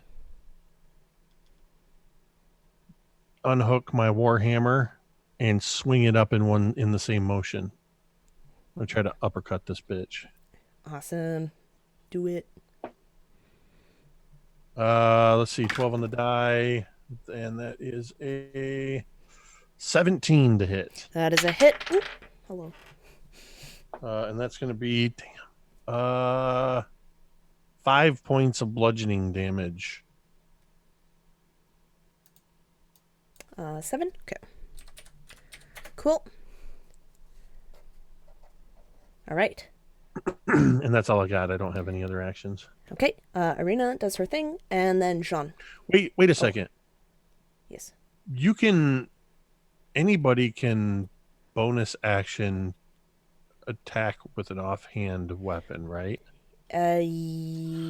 Both weapons have to be late to do that without the feat. Does a fist count? So main hand was like a warhammer, which is not late. Like both on hand and off hand have to be late. Right. Yeah. I got you. Yep. You are correct. Otherwise, if it was like a short sword or something, then yes, a fist is a late weapon. I was just going to punch her, but never mind. All right. Jean. Jean continues to do battle with this hag that at the base of these stairs that broke free with the grapple. She will actually cast another blood curse, similar to what she did on that fungal creature before. She highlights essentially the arteries, veins, and heart of this creature to have her blow strike a bit more true. That's my bonus action, casting Hex. Cool. Also, it has disadvantage on strength ability checks while I have this blood curse on it. So that is a strike with my war pick. Oh yeah, that is a natural 20. Woo! Yes. So, do you do it the Jake way? Yeah. Cool. So Sure. I do 20 points. Plus this 26. Okay, so I do 20 points of magical piercing and 11 points of necrotic. You hurt her a lot. She is very, very... She screams out at this necrotic damage, and you can almost see it is melting away her skin, revealing the bones, sinew, and muscle underneath. So that'll be actually one more point of damage than what I said. Okay. I did my math wrong. All right. Fell. So Fel, hearing the scream from down below and seeing Corla turn her attention back to the cage, will immediately go over to the fallen child. Does he or she appear to be breathing?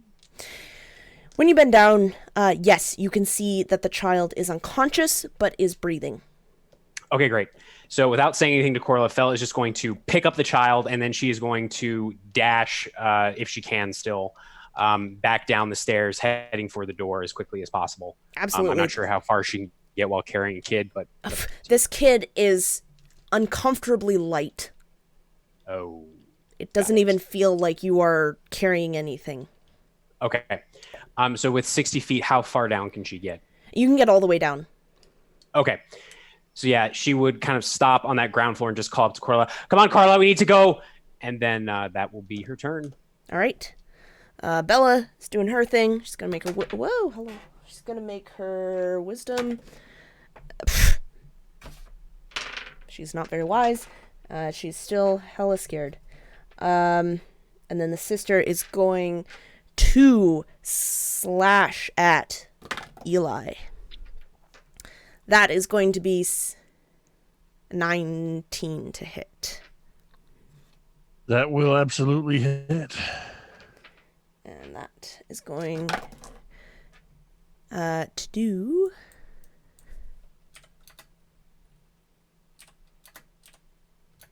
600 points of damage. 16 points. So she's slashing with her nails. Yeah.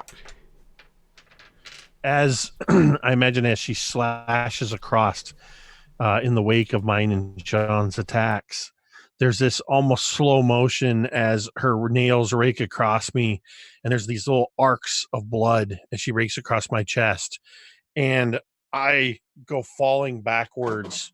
The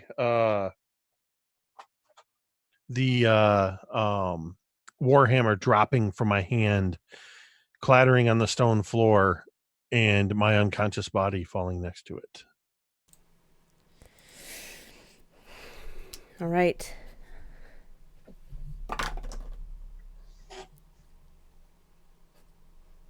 Corla.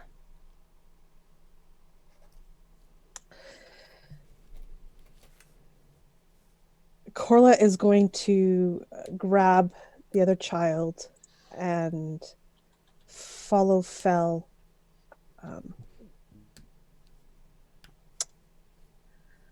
Follow Fel out of the room. When she gets to the top of the stairs, however, does she see this hag take out Eli?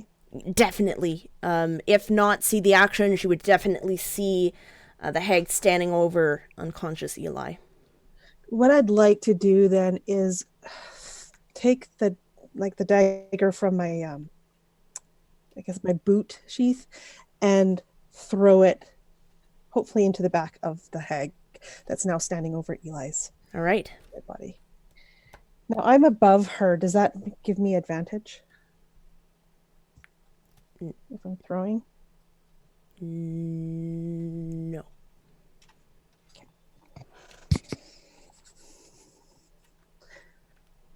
But Jean is still by her, right? Yes, absolutely. Perfect. Oh, that's not going to be so good. That is a 12. That does not hit.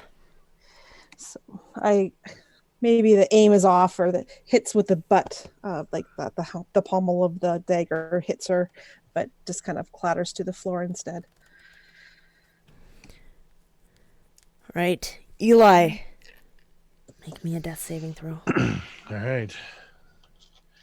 I only ever use my Atcon D20 for death saves, and that is a 3. That is going to be a failed death save.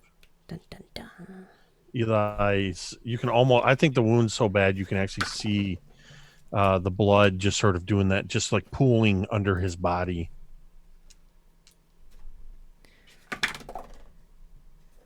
All right. Irina actually got a nat 20.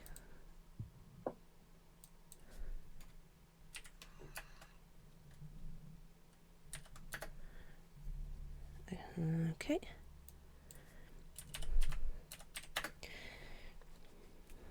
Jean.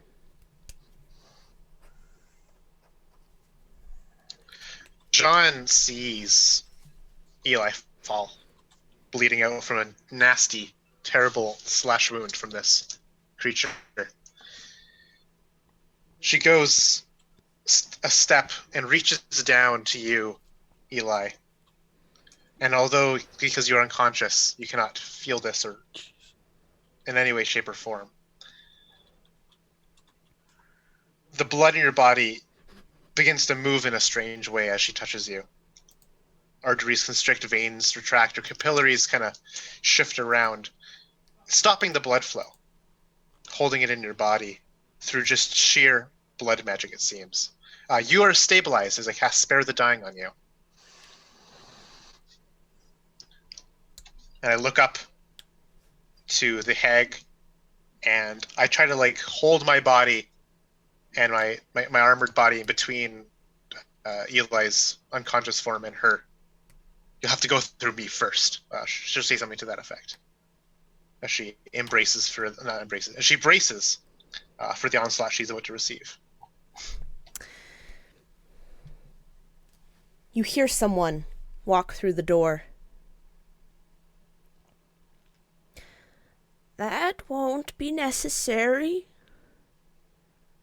And you look, and you see Granny standing at the threshold.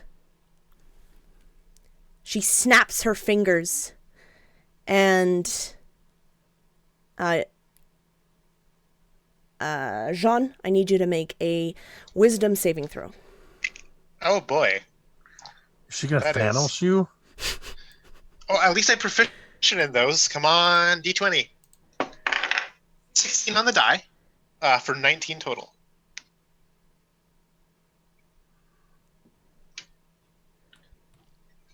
Nothing happens. You stand there, and she looks angry.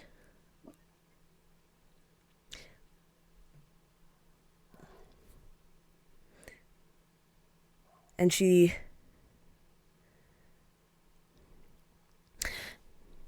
looks to you all after she does this, and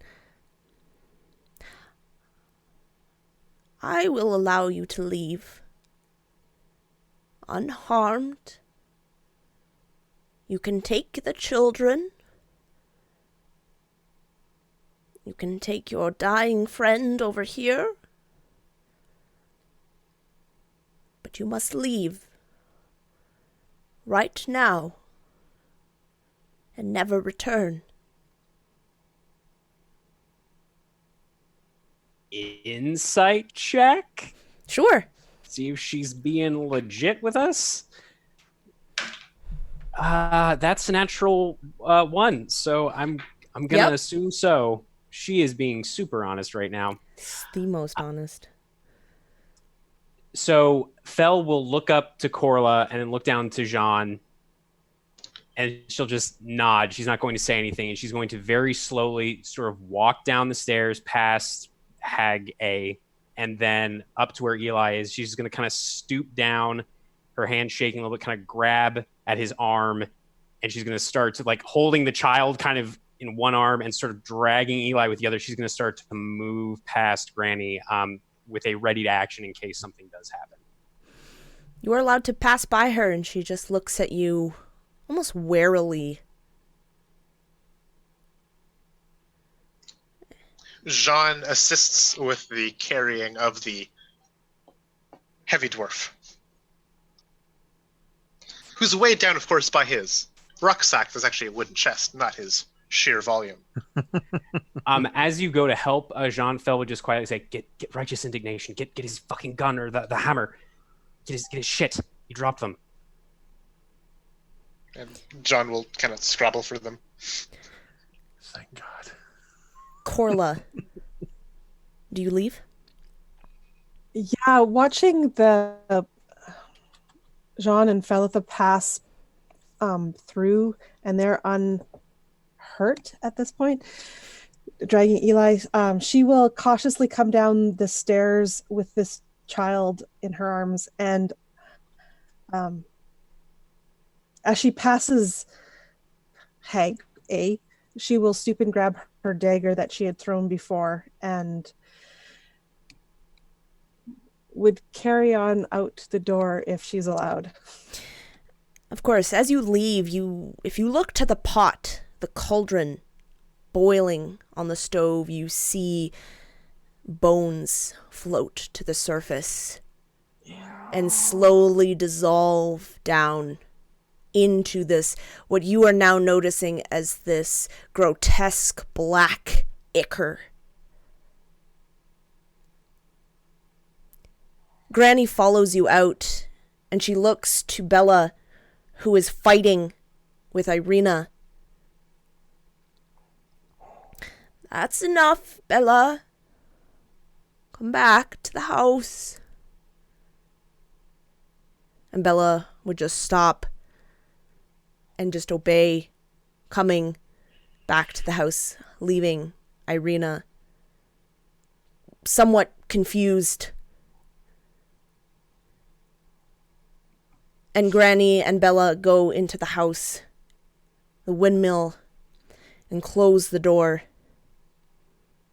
And as you're walking away from the house with an unconscious Eli and 2 deathly ill children, the scent of the pies still linger in the air. And that is where we're going to end the session.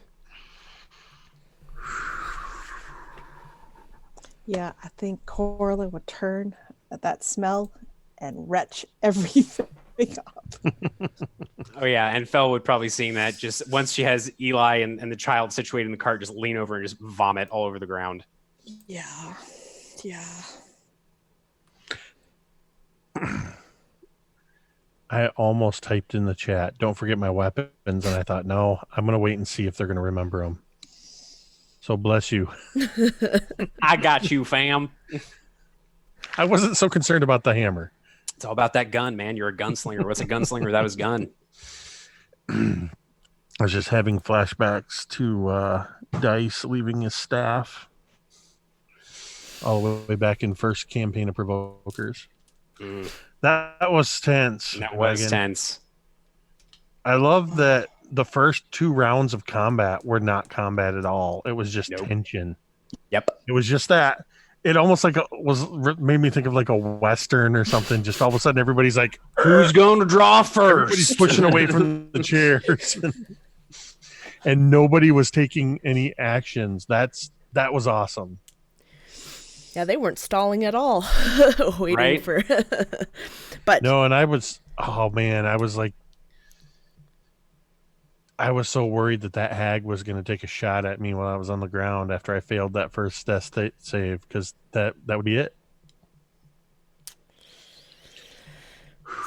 Spooky stuff. Thank goodness John has a spare the dying cantrip to help you out there. For sure. Thank goodness the hags were in such a giving mood. I'm curious as to why they let us go. Those 2 children you saved were not at all the extent of the children. Oh yeah, no, absolutely. You got like a whole basement of like hundreds of them. Like children farms. Yeah. Well, I still have the letter tucked into my jacket, and it's probably bloodied with my own blood. So I imagine that quest line is still open. Hey.